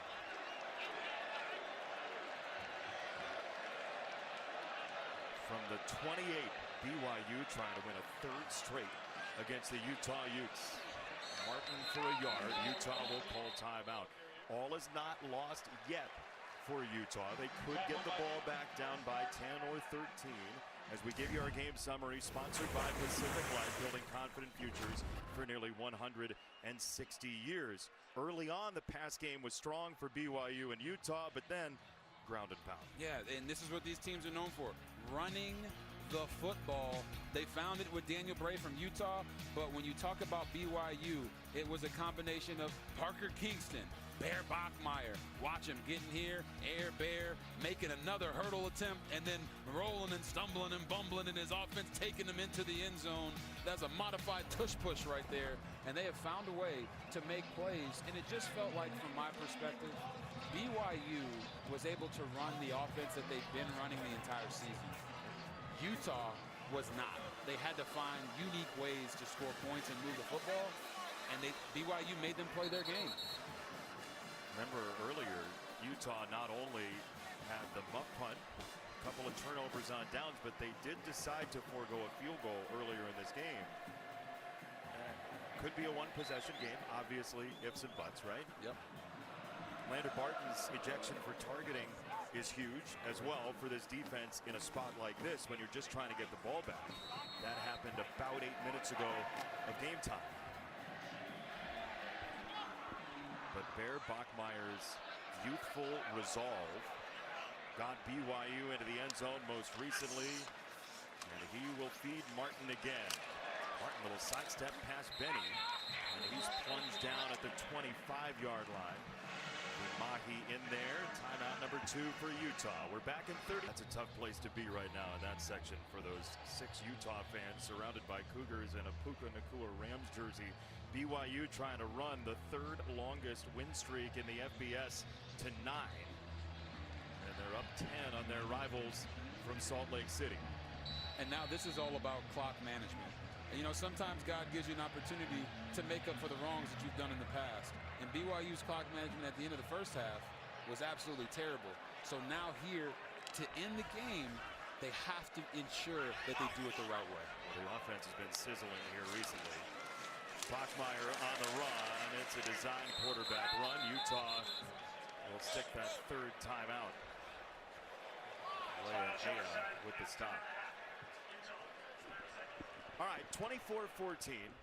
It is time now for Robert Griffin III's unbeaten tote board. Cross them off if they lost. Yes, you're talking about Miami ended up getting shwambobbled by Louisville. You talk about Ole Miss got shwambobbled by Georgia. UNLV. Oh my goodness, Boise State got the best of them. Memphis got knocked out by UAB, and of course, Texas Tech got confused and bamboozled by Arizona State. Oh my goodness, man. So we're only left with a handful now, and BYU looks like they're going to survive. That tote board, by the way, went from 15 to just about nothing in 2 weeks. Hey, man, it's tough sledding in college football this season, and if you're an undefeated team, you got to be counting your blessings because everyone is going to be giving you their best shot. And tonight, BYU looks like their best shot was just better than what Utah had in their chamber.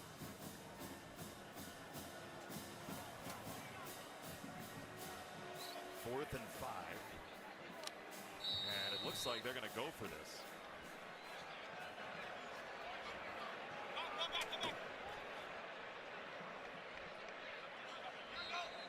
And we'll get a BYU timeout.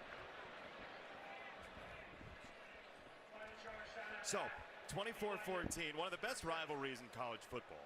You talked about it this week in some interviews on your podcast. Yeah. What have you made of the environment and unbeaten BYU so far? Yeah, I just think the environment's been absolutely phenomenal. You talk about these fans showing up 2-3 hours early for the football game. BYU, they played into that. You saw just how much the student section affected this Utah offense with pre-snap penalties, and just the way that this BYU team has been able to limit their penalties and lean on their freshman quarterback and really put the ball in his hands, whether it's running the football or throwing the football, has really, really, really impressive. Little bear cub. 24-14. You could kick the field goal here. You would only be up 13. Utah, 2 touchdowns would do the trick for them. So BYU is going to try to pick up this first down and really salt it away.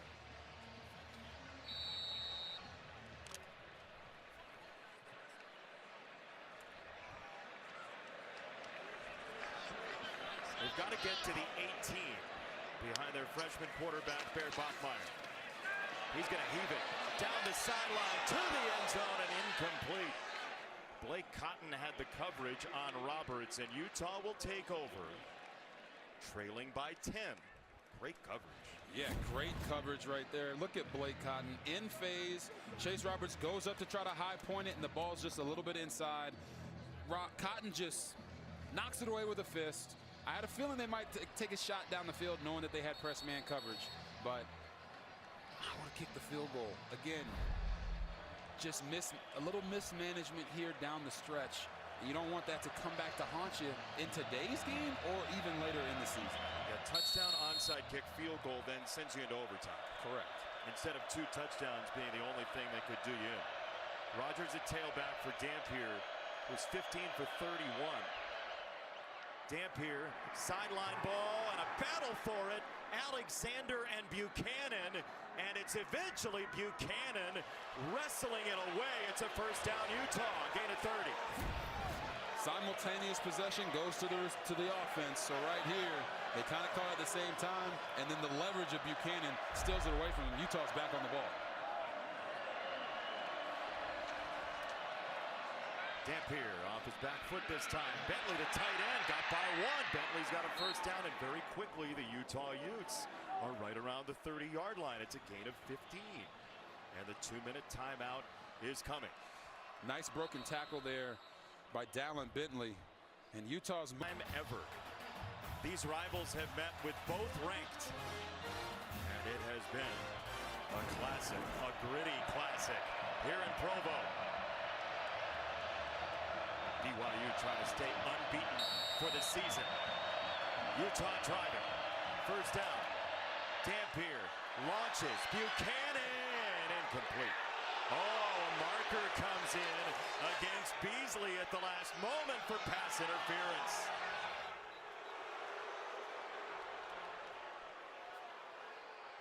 Pass interference. Defense, number 15. 15-yard penalty, automatic, first down. Yeah, you're going to see it. They're both holding on to each other. Beasley's holding on right at the last second, prevents Buchanan from getting his arm all the way up to try to make that catch. It's pass interference. First and 10, Utah.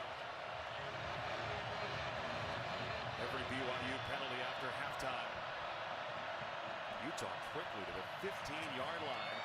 Dampier, Davis inside the 10. They will need an onside kick. Yes. But they have to score first. Yeah, and it's like you go back to the decision not to kick the field goal. If you kick the field goal and make it, you go up 13. As you mentioned, Jason, now you got to score 2 touchdowns to win, not just get a touchdown, an onside kick, and then kick a field goal. So they're doing a nice job conserving as much time as they possibly can, running some of these plays to get out of bounds.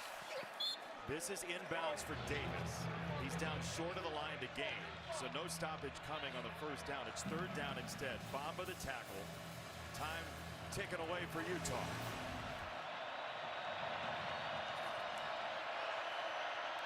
Dampier again. End zone. Incomplete for Merriweather, and a marker comes in again. It's Evan Johnson this time.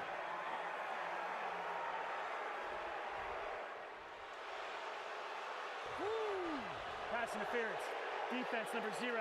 Foul incurred in the end zone. By rule, the ball will be placed at the 2-yard line. Automatic first down. You can hear the boos coming in from the stands, but you're going to see Merriweather, number 18, out here on the outside. Get vertical stem, go to the back of the end zone, and then it's just that grab right there at the last second.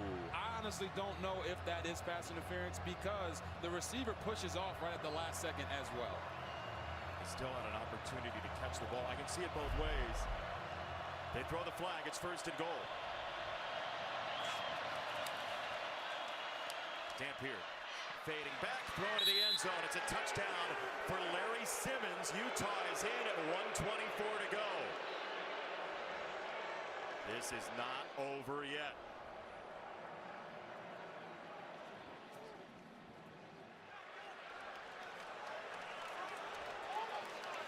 Just a nice job for Utah there, moving the ball down the field with quickness.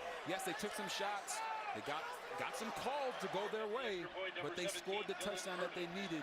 Now it comes down to whether or not they can get the onside kick. Dylan Curtis.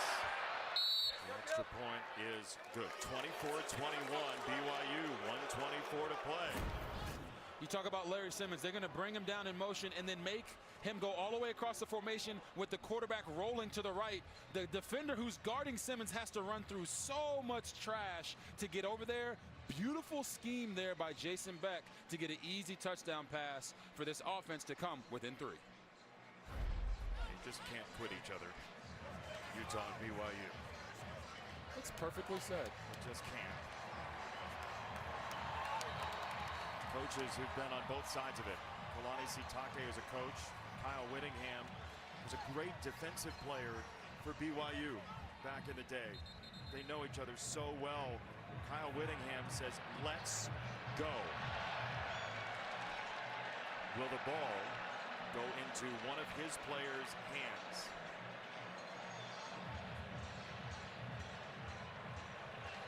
Onside kick forthcoming. Joey Cheek is on to kick it for Utah. Onside kick, the game on the line. There it goes, and it's kicked by Utah. Utah football, but it looked like it hit a Ute player first. This should be BYU football and the game over. Yeah, Jason, that kick was Cheeks. Spotted the ball right there. It'll be first down, BYU. Yeah, it kicked a Utah player. They had the football, but it is off of Benny. Oh no, it's, pardon me, Buchanan. Buchanan got the foot in there. It spun by Benny, got to Buchanan. Caldarella did everything he could, but at that point the play is dead. It just barely missed Benny, and then Buchanan kicked it. BYU, by that margin,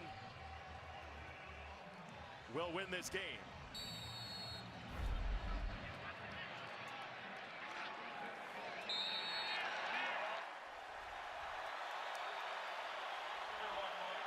You listed them.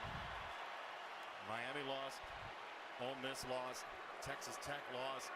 Handful of unbeatens went down earlier today. It's that time in October when you have a clunker. Rivalry game, big spot. And 2 polar opposite feelings. they've both been on each side of. Kalani Sitake, who used to drive his bike past BYU practice in an effort to just get Lavelle Edwards to notice it. Yeah.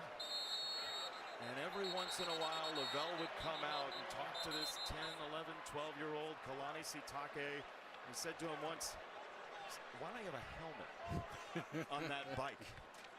And he went back home. Kalani Sitake went back home and said, "Dad, I got to have a helmet. Coach Edwards said so." Delay of game. Defense number 95, simulating the start of the play. This involves a 10-second runoff. Please hit the game clock to 27 seconds.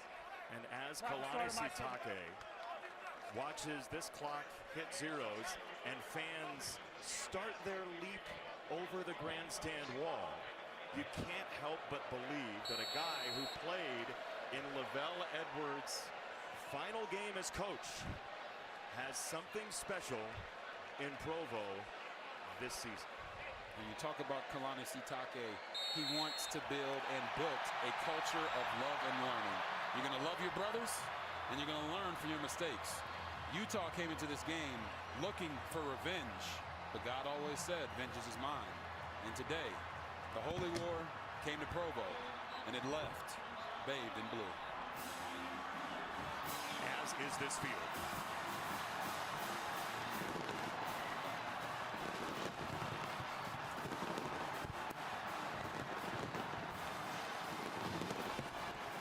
Somewhere in there, Alexa Landestoy is with Kalani Sitake.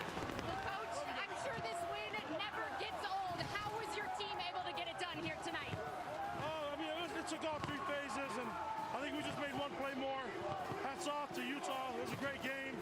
Great rivalry game. It feels great being in the Big 12. How about your freshman quarterback playing in this rivalry game for the first time, putting the team on his back in the 4th quarter? What can you say about his performance? I love him, and we trust him, so he had a great game. This is a great team win, and obviously we got to get ready for next week, but we're going to have some fun tonight. And Coach, finally one of the few undefeated teams left this season. What can this group do the rest of the way, and how special is the group, guys, you have? We got to stick to our standard, stay humble, stay hungry, and then eventually people will start talking about us, but thank you. Enjoy this one with all the fans here on the field. Thanks so much, Coach. What's up?